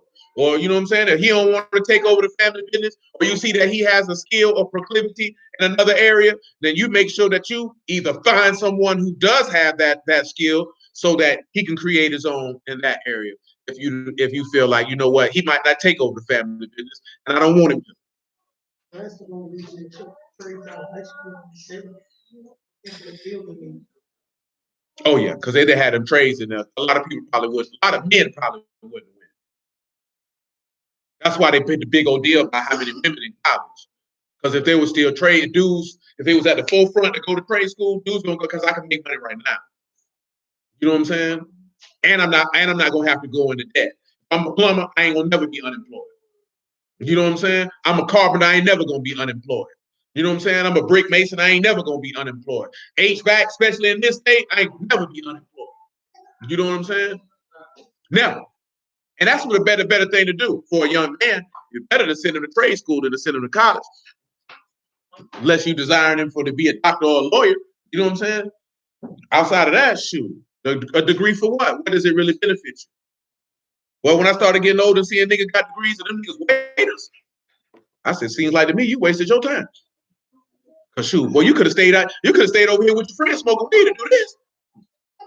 You know what I'm saying? Nigga, you busting tables for $2.13 an hour. Yeah. That ain't a good swap. But that's just talking about the system, how they do it. Because they do it differently across the world. So don't think that it ain't no different. They game their citizens in a different fashion. So, you know what I mean? It is what it is. Especially with our people, because our people don't know nothing. You know what I'm saying? Most of our people don't understand how loans work, credit work, or none of that. So that's how we get caught up. Like I say, man, them white folks take credit cards and buy whole houses with them and flip. See, they take their debt, and they call their debt to make money for them.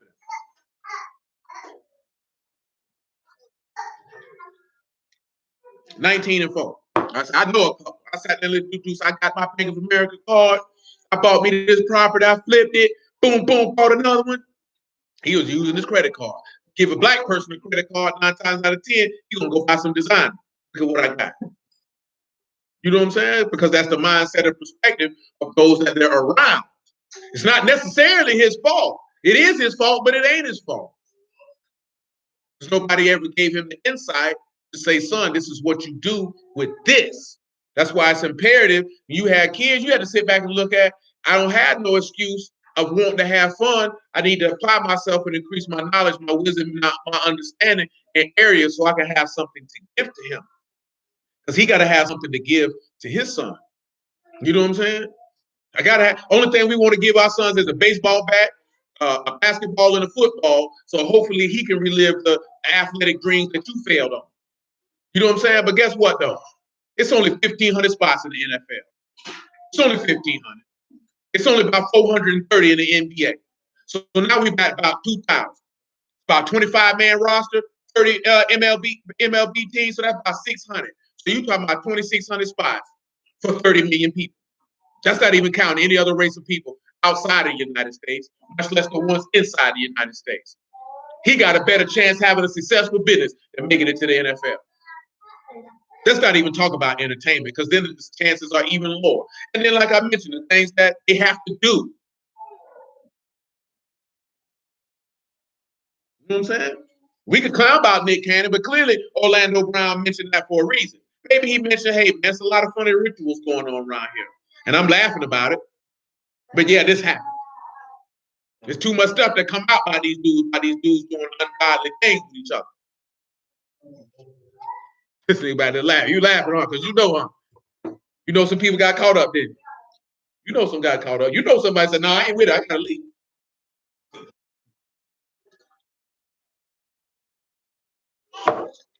$19 and 4. Jehoshaphat toward out Jerusalem. He went out again through the people from Beersheba to Mount Ephraim and brought them back under Yahuah Elohim their fathers. He said, judges in the land throughout all the fenced cities of Yehudah, city by city, and said to the judges, take heed what you do, for you judge not for men, but for Yahuah, who is with you in judgment. Wherefore not to fear Yahuah, wherefore now let the fear of Yahuah be upon you, take heed and do it. There is no iniquity with Yahuah Elohim, nor respect of persons, nor taking of gifts. So you can't judge with respect of persons. Can't do it. Can't do it. But a lot of people do. But let's come over here to Songs of Solomon. You gonna go to sleep or not?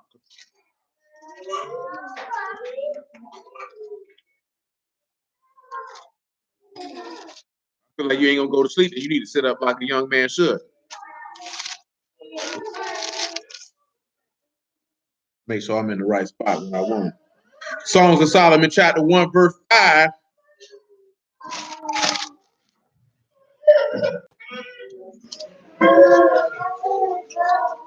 Songs of Solomon, chapter 1, verse 5. Then back to Zephaniah 2. I am black but comely, O you daughters of Jerusalem, as the tents of Kedar and as the curtains of Solomon. Look not upon me because I am black, because the sun have looked upon me. My mother's sons were angry with me. They made me the keepers of my vineyard, of my own vineyard have I not kept. Tell me, oh, where my soul, who my soul love, where you feed, where you make your flock to rest at noon. For why should I be as one that turn aside by the flocks of your companions?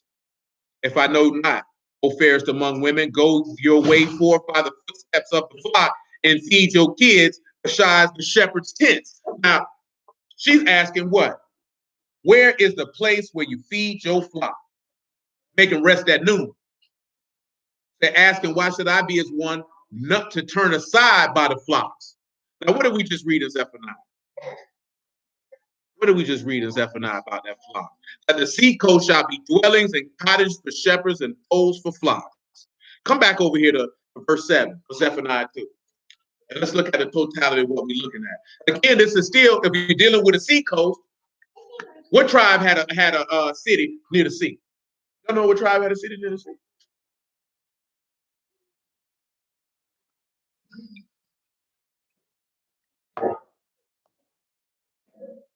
Well, let's look and see. Verse 7, Zephaniah chapter 2. And the coast shall be for a remnant of the house of Yahuah. So that's who had the coast by the sea. This is what it said. And they shall feed thereupon. In the houses of Ashkelon shall they lie down in the evening, for Yahuah Elohim shall visit them and turn away their captivity. So now we see that Zephaniah 2 is clearly referring to the deliverance of Yasharal during the time of Yahuah's wrath. And that he said he would cause them to rest. Because this woman just asked in Songs of Solomon chapter 1, where is the place of the rest for your foes when you cause them to lay down at noon? Come to John chapter 10. And remember what the word, I can't remember the word off the top, but the characters for that word for establish or for border, for establishing the border of the widow, was referring to those who are joined by the shepherd when he brings them into the house. So you'll be dwelling in the coast, or dwelling in the land of Yahuah in peace.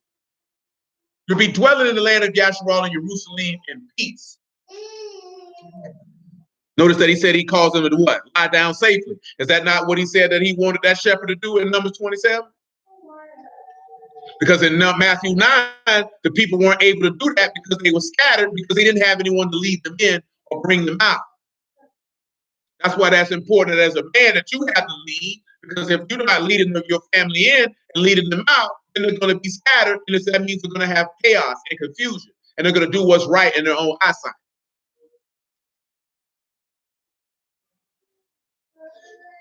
Which is what we've seen in the book of Judges. John chapter 10, verse 3.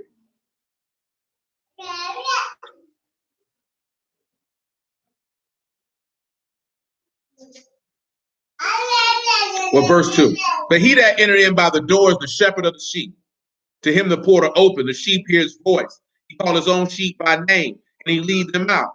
And when he put forth his own sheep, he go before them, and the sheep follow him, for they know his voice.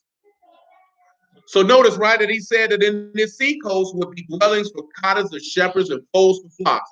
We already read that a couple weeks back in Ezekiel 34 and in Psalms 95. Because he's seeking to bring you somewhere where you can be at rest. Be at rest from your enemies, be at rest from death, be at rest from adversity. Because what did he say here in Zephaniah? He would turn back the captivity. He would turn away that exile. Not only that, but he said Yahuah would do what? Visit them. Let's look at that some more. Let's look at that word for visit. That word is pakad. And that is to attend, to muster, to pay attention, to observe, and also to visit. And also to make an overseer and appoint an overseer and commit care to. Which would take us back to what we read in what? Ezekiel 37.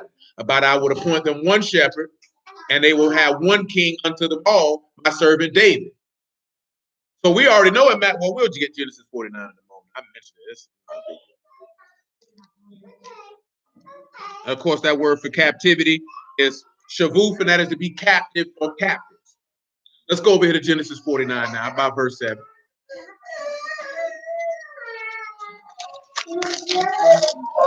After that, 2 Timothy chapter 3, about verse 14. I hit my head last night, and I ain't go around up to it. 49 and 8.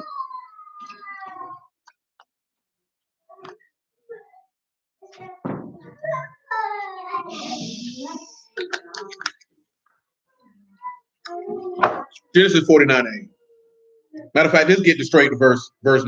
So we get on from Yahuah is a lion's whelp. From the prey, my son, you are gone up. He stooped down.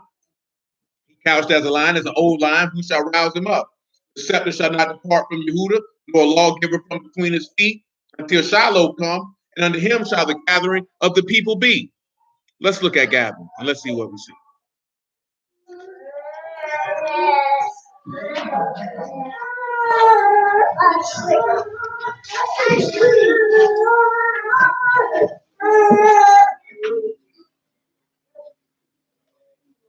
Now, gathering here is the word yit-kahah, and it literally means cleansing and purging. That's what it means, cleansing and purging. We'll take a roll at it. You got yad, you got kuf, and you got two hays. So proceed. Yad, kuf, and two hays. It means obedience, cleansing, purging. What it means.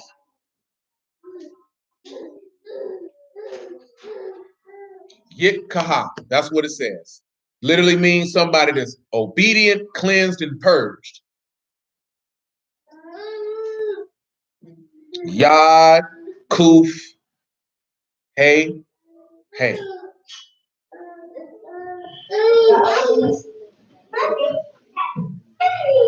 So when we look at it, so I read everything in it so you can see exactly what it says, what's actually being conveyed. Scepter is shevet, so that's the rod or the scepter. Will not depart, which is sur, which is to turn aside or depart from Yahuah, which is the praise. So the scepter shall not depart from him who praises, nor a lawgiver, which is kakak, which is to cut out, to inscribe, or to govern, or the one who decrees, or the lawgiver from between his feet. Between his feet is regal, which is simply just foot.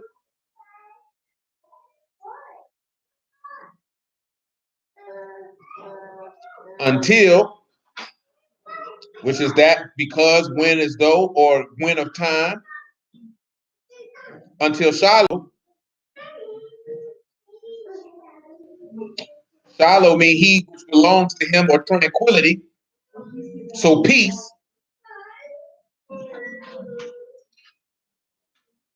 Now we just mentioned gathering. So when you look at Shiloh, when it say peace, that the scepter will not depart from Yahuah, nor a lawgiver from between his feet until peace comes, that would be what's in 1 Corinthians chapter 15.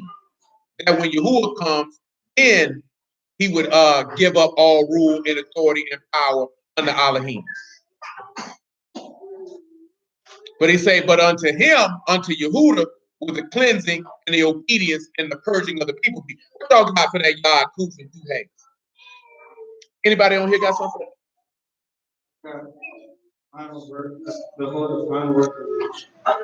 And there you go.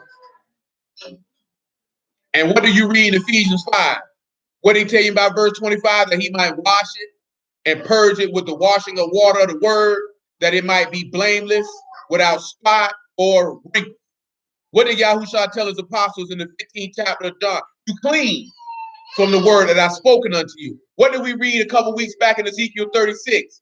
He said he would cleanse you from all your filthiness and your iniquity. What did we read in Isaiah 4? That he said that the Jerusalem would not be filled until it was purged with the spirit of burning. So all the people, so what are you being purged from when he's talking about gathering this people? He's purging you from the flesh. Meaning, Philippians 3 and 17. And then 2 Timothy 3 and 14.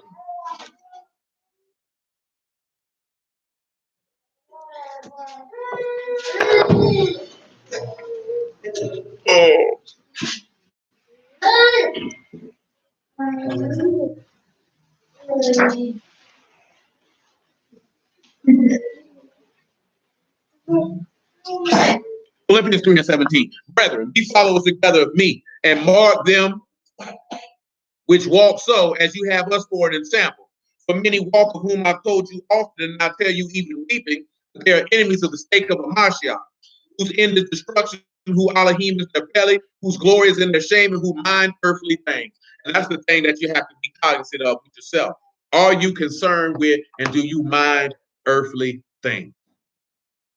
Because if that's your number, what did Yahuah tell you to do with your treasure? What did he tell you about treasure? Who recalls what he said? Huh? What did the Lord tell you about treasure? He made a direct statement in the 6th chapter of Matthew about treasure. He told you to do something with it. Yeah, lay it up in heaven. He said, don't lay it on the earth. He said, what happened if you lay your treasure up on the earth? Shalom, man. Moths eat it up. Thieves break through and steal. You know what I'm saying? Remember that Paul wrote to the assembly in Colossians for what?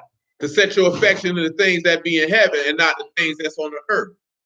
Like I told y'all before, and I remember I never heard that statement until I was preaching in the street. Dude, my man, you too heavenly minded to be any earthly. I said, you sound like an idiot. I said, sir, that makes no sense to me. Please explain it to me further. Because what is that really that statement is? That's really a statement of somebody who's carnal minded and they want you to be carnal with it. Because listen to how that sounds. So you saying that a heavenly mind is to no good on anyone on the earth. So you just said Yahuah was of no worth to anyone on the earth. You just said that the living Elohim is of no worth to anybody on the earth. Because Yahuah taught you to pray, and he told you what? In earth as is what? So anybody who say that's an idiot. That's really somebody who hate Yahuah. Trying to tell you gotta come, you can't always talk about the things that be how you sound, nigga. You sound stupid. Just say you don't want to hear it. You know what I'm saying? Just say that. I'm not concerned about of which you speak. You know what I'm saying? I know some of y'all people that say, your God got too many restrictions. What did I tell you? Ain't like the restrictions their parents put on. You know, they were glad when they got grown. I'm free. You know what I'm saying? Some of your daddies was ready to sling meat as soon as they got out of their parents' house. Some of your mamas was ready to toot their booty in there to every nigga who walked past. As soon as she got out, I ain't got no more restrictions. How some of y'all like this here, right? You have some people that be like this here, man, I'm grown, living with their people, when they people tell them, oh, you need to be in the house by 11. But I'm an adult, but you live here though. See, some people look at because you legally an adult, according to what Mr. Charlie say, that absolves you from following what your parents say when you dwell in their house. We know that Isaac stayed in his people's house till he was about almost 50 years old. You think he looked at Abraham and say, Dad, I don't want to come home tonight. You can't tell me what to do. You know what I'm saying? That's the difference. We already seen what the text say. What the text say? What happened if a woman husband died? What do they usually do culturally? You know what they used to do culturally? You think they would have lived on their own like they do now? She went back to her daddy's house. She went back to her daddy's house. Come on, man. Lot was a full-grown man, and he went with his uncle and was of subjection unto his uncle. That's a full-grown man. This was a full-grown man. And he asked permission, could he slide and live in another city outside of Abraham before he did it? He just didn't get up and say, I'm out. You know what I'm saying? Oh, I'm not staying over here. I don't want to stay over here. No, they didn't do that because they had a different mindset of how culture was dictated. See, that's the key thing what I mentioned about impressing that on the children. And when you do that, you got to understand culture is a set of rules, order, roles, language, all of that thing. That's what builds a culture. You build a culture, you don't have chaos. When you have no culture, then you have chaos. We're the only people on the face of the earth that has no language. You know what I'm saying? That has no foundation of anything. That's why you pick and choose from everything else. That's why he told you, he said, those are the things that the Gentiles see. See, because we be wanting to be like them and follow their culture. You know what I'm saying? And get caught up in their nonsense. Bunch of grown niggas arguing about Trump. That's not your culture. That's not your problem. That's white people stuff. That's their problem. Let them have that problem. That's their ruler. That's not my ruler. He's my ruler by proxy because I live here. You know what I'm saying? But he ain't my ruler, so I'm not concerned with what he does and who he does it to. You know what I'm saying? That's their business. If he get impeached, what does that do for me? Yahuah still reigns. Tell me, Yahuah reigned before he was elected. He reigned when he was elected. He'll reign when he gone. Stupid niggas still posting that meme of the Simpsons. They ain't lied to us yet. They get somebody coming up gonna be 10 times worse than Donald Trump. Gonna be more evil than you could ever imagine. And you worry about Donald Trump. All Donald Trump want to do is pull out his little white man back and play with white people. Leave him alone. You know what I'm saying? You got dudes who really believe Trump brought the racists out. He's an idiot. He ain't bring nobody out. They been out. You just didn't want. Obama made you believe they love us now. You dummy. That's what you get. You know what I'm saying? That's what you get. They didn't love you before Obama. They ain't never gonna love you because you don't love yourself. You don't love your God. They sit back looking at him. They worship anything. Look at them. We tell them do this, they do it. Stupid niggas out here talking about free Corrine Brown. Screw her and the horse she rode in on. You know what I'm talking about? That's how sad our people is, because you trust their system. You trust their culture. That's their culture. You know what I'm saying? That ain't even their culture. At the end of the day, it's just like what he said in Isaiah. You put your trust in Pharaoh. You still trust in Egypt to this day. To this day, you still trust in Egypt. You looking for Pharaoh to come save. Ain't that what they said when Moses was coming? It was better for us to be with Pharaoh. You got us out here. So you mean to tell me you like being oppressed? It's like a dumb woman. You know what I'm saying? Some people be like, well, why that woman stay? That man be beating on her. She don't feel like she worthy of love. That's why. So when somebody come around and say, hey, Moses say, hey, man, this man love you, but it's an arduous trip. Because you got to have a little self-reflection along the way. You know what I'm saying? It's not comfortable. So you say, I want to go back to this nigga who keep beating me upside my head, make me use brick and mortar and straw. You know what I'm saying? Because he gave me cucumbers, leeks, and melons. So it's better for me here. That's no different than a woman who can beat up everything. He pay the bills. You know, he's a good father. How you a good father and your children to watch him punch you in your eye? What's good about it? You know what I'm saying? He gave you a good knockout, good left hook. Was his overhand good? You know what I'm talking about? That's how you sound. And that's how we sound when we look at other cultures and be like, oh, they good people, they'll save us. When Jeremiah already told you, you look for a nation that cannot save you. They not coming. They ain't never coming. That's why they tell you, that's why in Bruce or even some other black folks are trying to, nobody's coming to save us. Speak for yourself. Nobody's coming to save you. No one's coming for you because you are evil. So you haven't joined yourself to his covenant, so therefore he's not obligated to come for you. See, that's no different than the woman came be out here talking about, you gotta defend all black women. The hell you say? The hell you say? Who? She ain't a covenant you. I'm not gonna risk my life for this unrepentant, wicked bastard. Cause she black. Well, what about your mama? I defend my mother. She's not my mother. I didn't come out of her uterus. You know what I'm saying? My mother is owed my protection. She's my mother.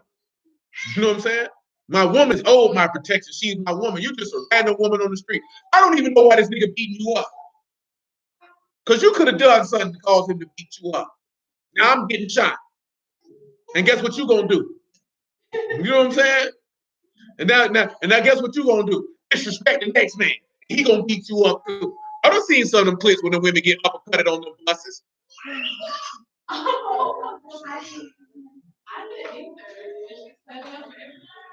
I'm just being serious, man. That all jokes aside, like, boy, that get you killed. And we done talked about that before. You think Yahuah coming to protect everybody who don't humble themselves to him? He is not. He's not. And you can't read nowhere in the text where he done it. Case in point, with Achan. What happened with Achan? In the book of Joshua, what happened with Achan? Who knows what happened with Achan? He got his whole family swallowed up, correct. But what happened? He the one who grabbed the purse things. And because he grabbed the cursed things, not only did his family get killed, there was a plague in the camp killing it. They went to war and they were losing. And they were wondering why we get in war. And they say, well, there's a curse in the camp. But what did that happen? And the silver. But what happened with that? Because you were rebellious and not coming under my protection and under my obedience, I'm not obligated to protect you. You know what I'm saying? That's the point. See, you thinking because you disobedient, Yahuah is obligated to protect you. That's why that mindset trans over from a man to a woman, because that's how people think. God gotta protect you. Why you don't protect these kids? Because you evil, nigga. That's why. So he'll let your children die. He's not obligated to protect you because you're breathing. You know what I'm saying? Now, of course, we know can't nothing happen to him, but he ain't finna out of here and put himself out there like that. He ain't finna do it. Why did your forefathers get protected coming out of Egypt? Because they obeyed. So that's why Pharaoh got crashed. That's why he got drowned in the Red Sea. They obeyed. It's too many instances in that book when people ain't obey you who ain't do nothing for them. Sat there and looked at him and watched them die. So I bet you learn next time. And they knew why. See the difference? See, our people don't know why now. That's why they atheists now. Because they looking at, well, man, where he at then? Shoot, somebody need to tell him. And that's why the women look at that. You're supposed to love and protect all black women. Shoot, you can get hope for all I know. I hate hoes, and I hate them too. Do you know what I'm saying? Because he hates you because you don't listen. That's what he hates. You don't listen. It don't matter about you being no hoe. Because it said that about Mary. Which what did he say Mary did? Mary repented. So she stopped being that way. You can't be that way and then expect that man to protect you. Because then he wouldn't be Yahuah then. Would that be not respected persons?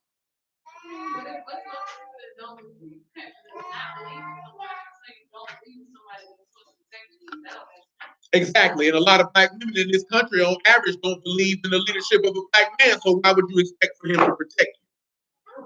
You don't respect his authority. You don't respect his leadership, but you want him to protect you. You want him to provide for you. And just that don't make no sense. Why would I do that? Why would I do that? Don't make sense. Verse 20. For our conduct is in heaven. From hence also we look for the Savior, the Lord Yahuah HaMashiach, who shall change our foul body, that it might be fashioned like unto his glorious body, according to the workings where he is even able to subdue all things unto himself. And that goes back to that word for purge, because he had that final work. That final work was him subduing himself, because he said, no man take his life from him. He lay it down of himself. Swing over here to 2 Timothy chapter 3. See them harsh words that we just discussing, but it's the reality though, because we're just using that as a snapshot. That's how you feel about Yahuah. You don't respect his authority, you don't respect his power, but you expect for him to provide and protect you. That don't make sense.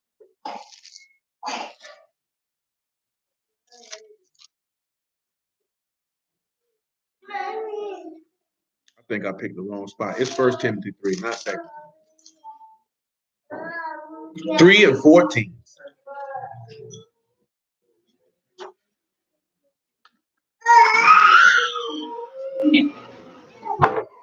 First Timothy 3. Hey, since you don't want to take a nap, make yourself useful and come put these in the trash.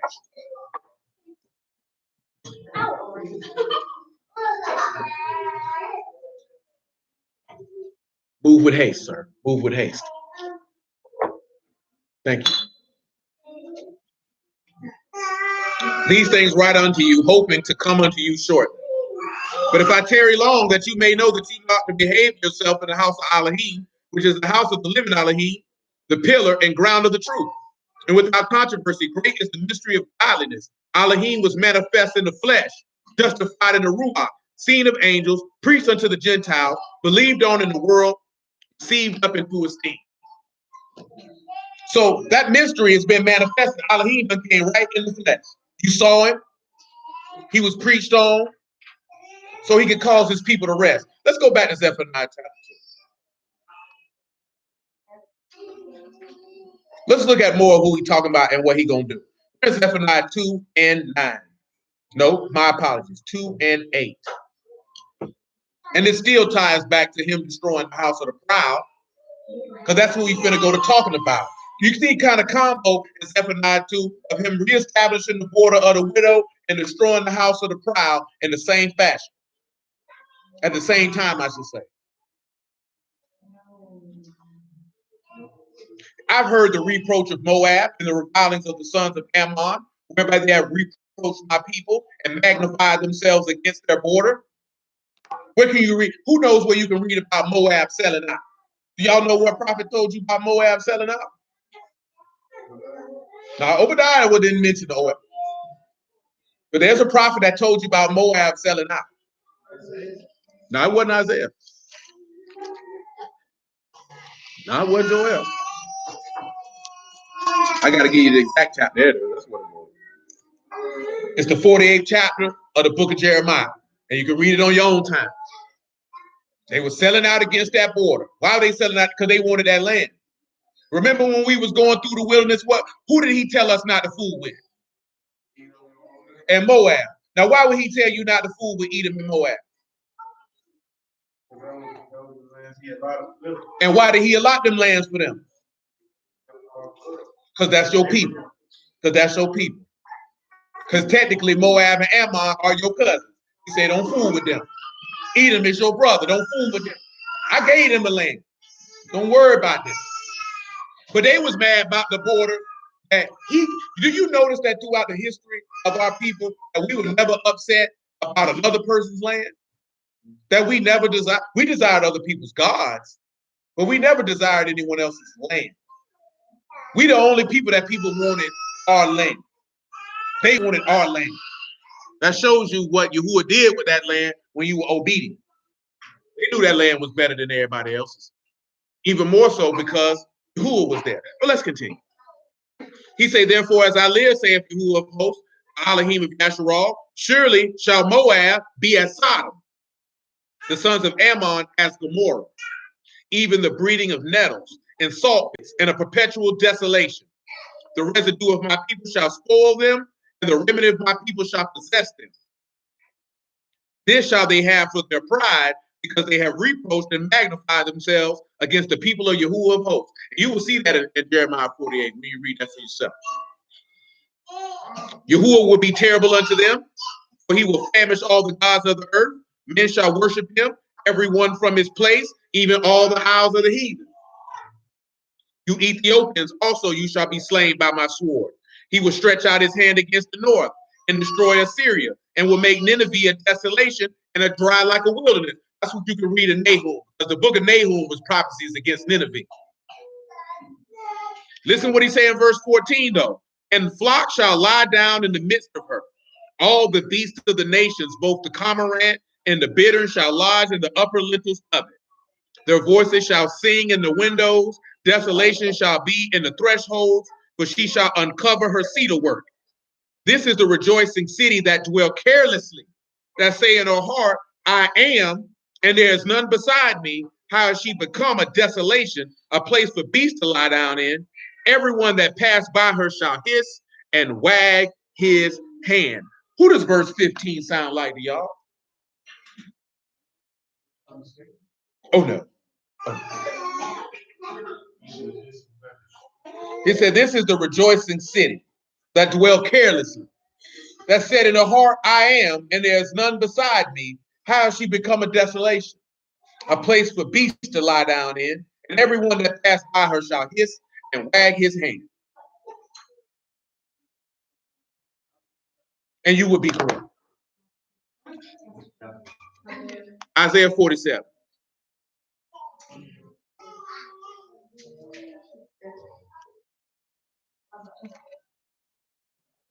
The thing that should have let you know, because he said, I am, and I sit in safety. Ain't nothing gonna happen to me.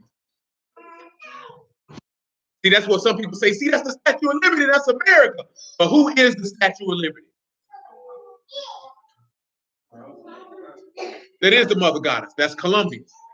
That's the same woman you see when the Columbia motion pictures come on. The Mother Goddess. That's who it is. That bald-headed hoe. Isaiah 47:1. So what we can see really is Zephaniah 2 is speaking of the end. Because what does Zephaniah 3 go to talking about? He go to talking about your redemption. And truth be told, Zephaniah 1 is talking about the day of Yahuah, if you go read that.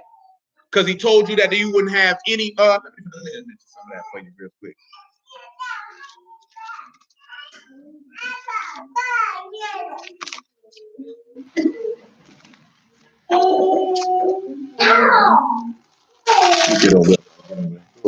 Yeah, you go read Zephaniah 1. He go to talking about what he was going to do to Jerusalem. And then when you get to about verse 14, he go to telling you about the day of Yahuah. That's why you see a call of repentance from the jump street in Zephaniah 2:1. And then what he going to do to the people. That's why that lined up with what's in Revelation 14. You know what I'm saying? You have to look at the stuff. The stuff be pretty clear. Niggas be making up stuff. Isaiah 47:1. Because remember, what did we read in Revelation 14? What did he say what happened to Babylon? She's fallen. She's fallen. After we read Isaiah 47, we'll revisit Isaiah 21. That's the house of the proud. So understand, right? You notice how he put those two things together. For the house of for the widow's border to get established, the proud have to be destroyed. Because who is inhabiting the border of the widow? The proud is. Come down and sit in the dust, O virgin daughter of Babylon. Sit on the ground. There's no throne, O daughter of the Chaldeans. You shall no more be called tender and delicate. Take the millstones, grind meal, uncover your locks, make bare the leg, uncover the thigh, pass over the rivers. Why is he telling her to make bare the leg? Why is he telling her that? Why is he telling her to make bare the leg, uncover the thigh? Why is he telling her that? You think he's telling her that because he want to see some leg? That's shame. Uncover your sins. What did Revelation 18 tell you? Her sins done reached up under heaven. Go ahead and expose her for her wickedness. Show it to him. Your nakedness shall be uncovered. Yeah, your shame shall be seen. I will take vengeance, and I will not meet you as a man. So that's letting you know. Who said they gonna meet Babylon? Yahuah said he gonna meet him. So you ain't gonna do nothing to her. That take you back to Revelation 14. Because in Revelation 14, we didn't read it. When you pick up about verse 14, you see that man on the cloud with a sickle in his hand. Let's continue. As for our Redeemer, Yahuah of hosts, his name, the Kadash one of Yasharal. Sit you silent together in darkness, O daughter of the Chaldeans. For you shall no more be called the Lady of Kingdoms. I was wroth with my people. I polluted my inheritance, and I've given them into your hand, and you did show them no mercy, and upon the ancient you have barely laid your yoke. See, a lot of people like to play that to now. Look how they do us. Oh, no, Babylon ain't even got started with you yet. Babylon ain't even came into power yet. You under a system, you under a Babylonian mystery school system without question. Because we haven't been delivered into the hand of Babylon yet. If you go read what's in the book of Revelation. Let's go read Revelation 17, see what he said this hoe was going to do. I call her hoe because that's what she is. 17:4. And I want you to see the difference of how you know you ain't been delivered into the hand of Babylon yet. Just look what the text say.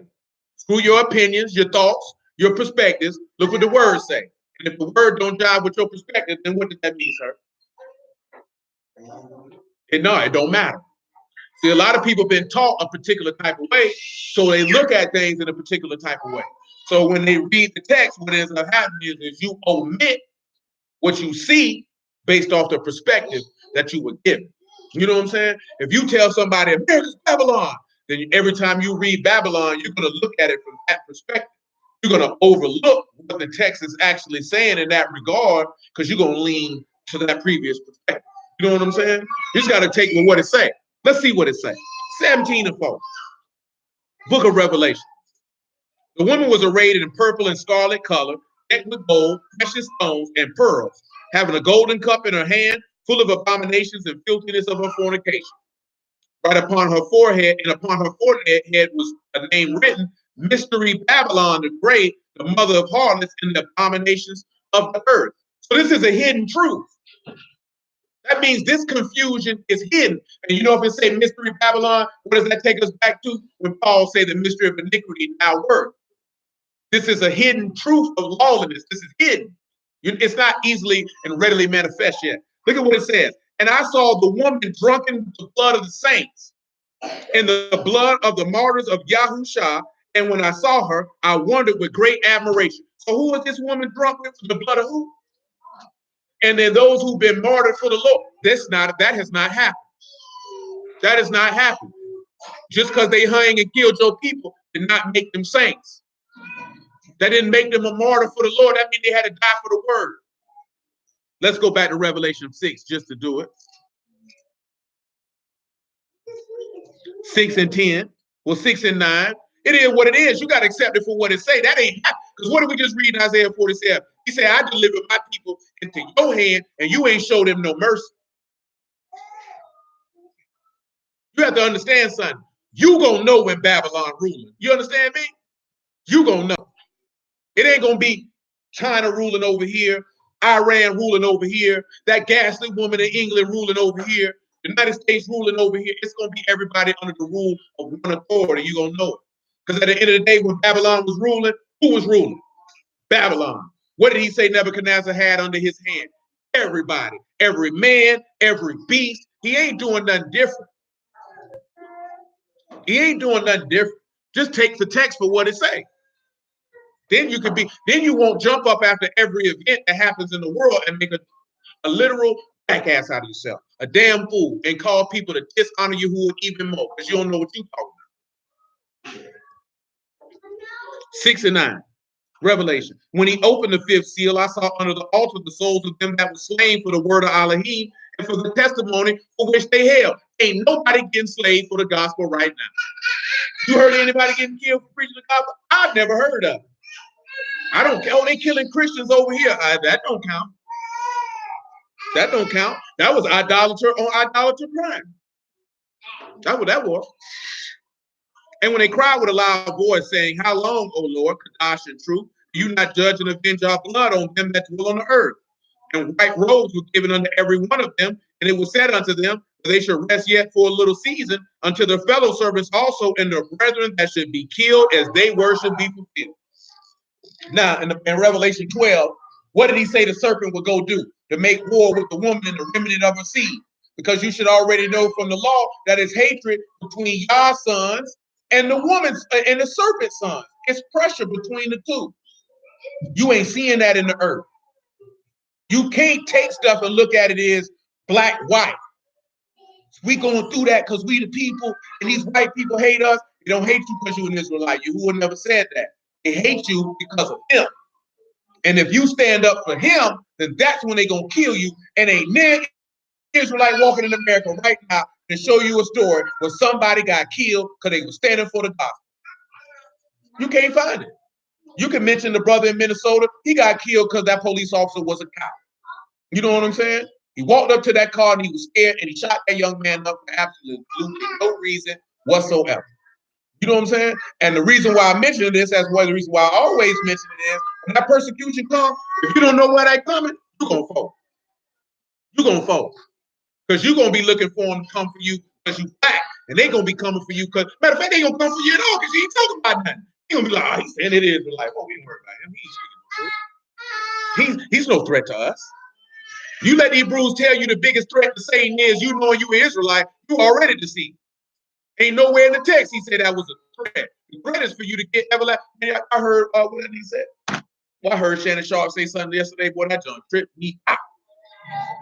I forgot what they were talking about. I think he was talking about getting out of bond. He said, oh no. He said, no, that ain't free. He said, ain't nothing free but God's salvation and some televangelists charged for that.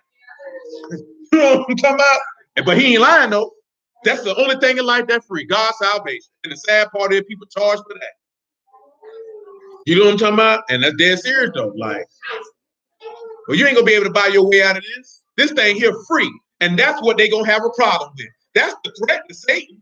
It's God's salvation. Isaiah 47. Always know that. Guess what? You think the adversary was scared about you about Yahushua for any other reason than if he died done? Because the book already told you that. He said he destroyed him to have power over death, that is the devil. This is why Satan used the people. That's why he told Peter this, why we read it last night. You savor the things that be a man out of Elohim. That's why he kept using the people. Come make him king.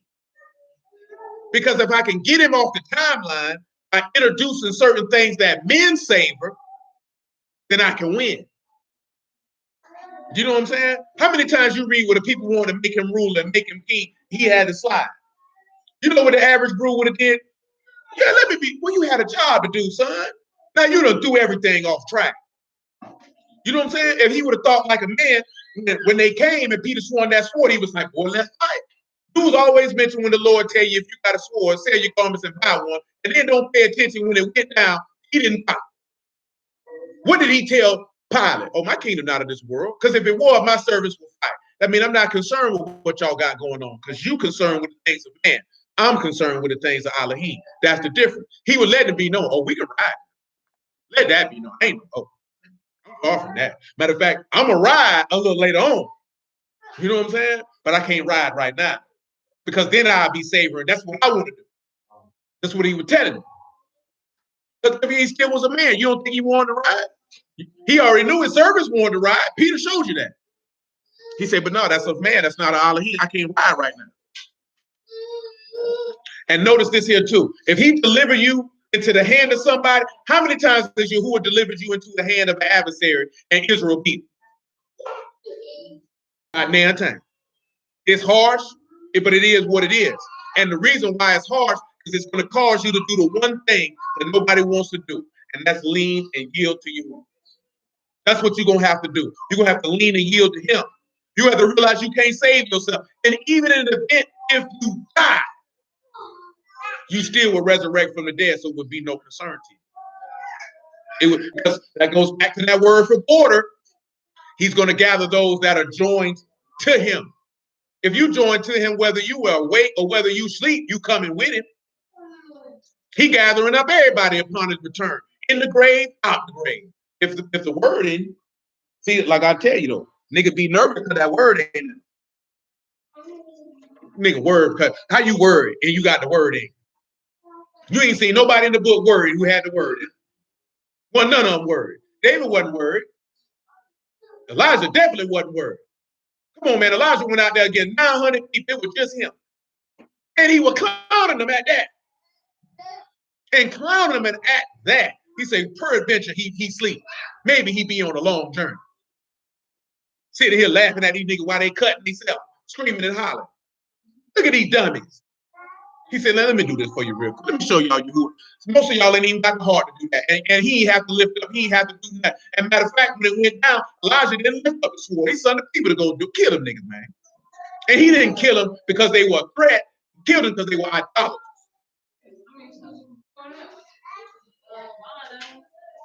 He ain't care. He walked around. My man Rohan put that out there earlier this morning. But he told him when they came to him, he said, if I be a man of Elohim, let fire come down from heaven and kill you. That's what he told. If I be a man of Elohim, let that go down. As if I'm, because he said, I'm going to see the king today. Whatever you talking about. I'm not concerned about what y'all got going on. Y'all just happen to be in my way. Remember what Elisha told the king, should have stepped on them arrows 5-6 times until they were completely extinguished. The people, anybody who trusted you was not worried about nobody. They weren't worried about nobody. Period, point blank. They were not worried. You know what I'm saying? If we got to go to battle and kill them, then so be it. You got battles where you know that Yahuah had done took these people out and all they had to do was bump pick up the spoil. There's too many examples of this. 47:6.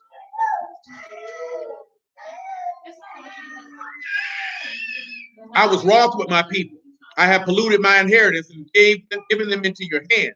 You did show them no mercy, and upon the ancient you have barely laid your yoke. And you said, I shall be a lady forever, so that you did not lay these things to your heart, neither did you remember the latter end of it. Therefore, hear now this, you that are given to pleasures, that dwell carelessly, that say in your heart, I am, and none else beside me.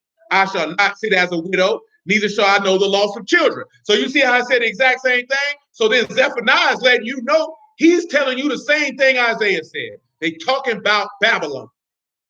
So when you read Zephaniah chapter 2, Zephaniah chapter 2 is telling the people who he longs for to gather to him so they can repent.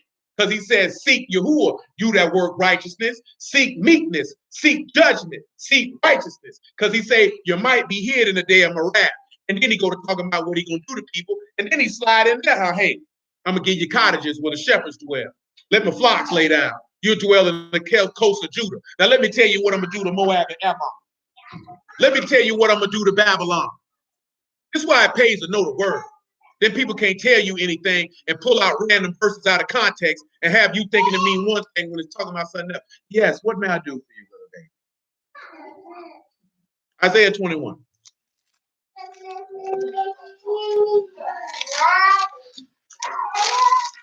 What you chewing on, little baby? So I got the right verse. 21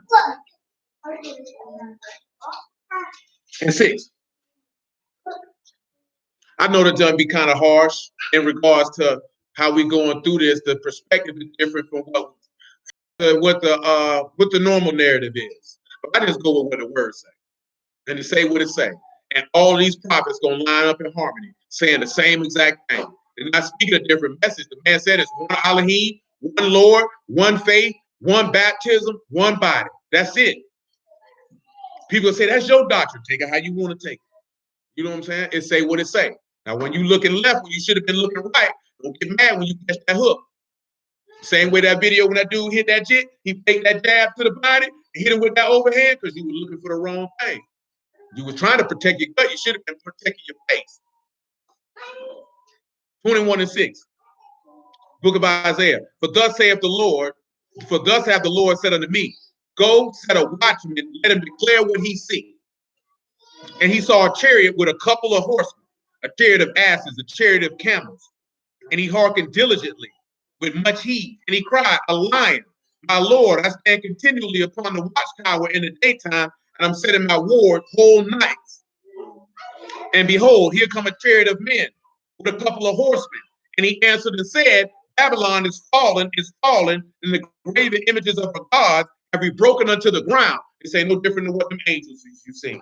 He said, set a watchman and tell him. Because it said that there was a Malachim who went throughout the whole earth with the everlasting gospel. And he told you, Babylon is fallen. Why is she fallen? Because the cracks in the armor got to show the Lord coming. That's why he's seen some chariots in a line for the Lord coming. He say, oh, my threshing in the corner of my floor, that which I've heard of Yahuah of hosts, Elohim of Yasharal, have I declared unto you. That's to the end. Might as well finish it on out. We get ready to wrap it up for the day. The watchman said, the morning cometh also the night. If you will inquire you, return, come. The bird upon Arabia. In the forest in Arabia shall you lodge, O you traveling companies of Dedham. The inhabitants of the land of Timar brought water to him that was thirsty. They prevented with their bread him that fled. For they fled from the sword, from the drawn sword, and from the bent bow, and from the grievousness of war. For thus hath the Lord said unto me, within a year, according to the years of a hireling, and all the esteem of Kedar shall fall, and the residue of the number of archers, the mighty men of the sons of Kedar, shall be diminished. Yahuah Elohim Yasharal have spoken it. Now, this is referring to Medes and Persia taking down Babylon, which we know in a natural sense that occurred. But then you remember in Revelation to tell you how people were gathered up against Babylon to take her down, set her on fire, and burned her. Because Yahuah himself didn't need, that's why he told her, I won't meet you as a man. Because when Yahushua coming back, is he coming back as a man or is he coming back as Elohim? So he ain't meeting you as no man. Remember what he told you in the law. Sit still and do what? And watch the salvation of Yahuah. You ain't got to do nothing. You ain't got to do nothing. You ain't have to do nothing with Pharaoh. How many rocks or slings or arrows or swords did you swing at Pharaoh and his army? Not a one. Not a one. You didn't even have to lift up anything to get out of Babylon. What did Yahuah do to get you out of Babylon? even though the Medes was in power at the time. What did he do to get you out?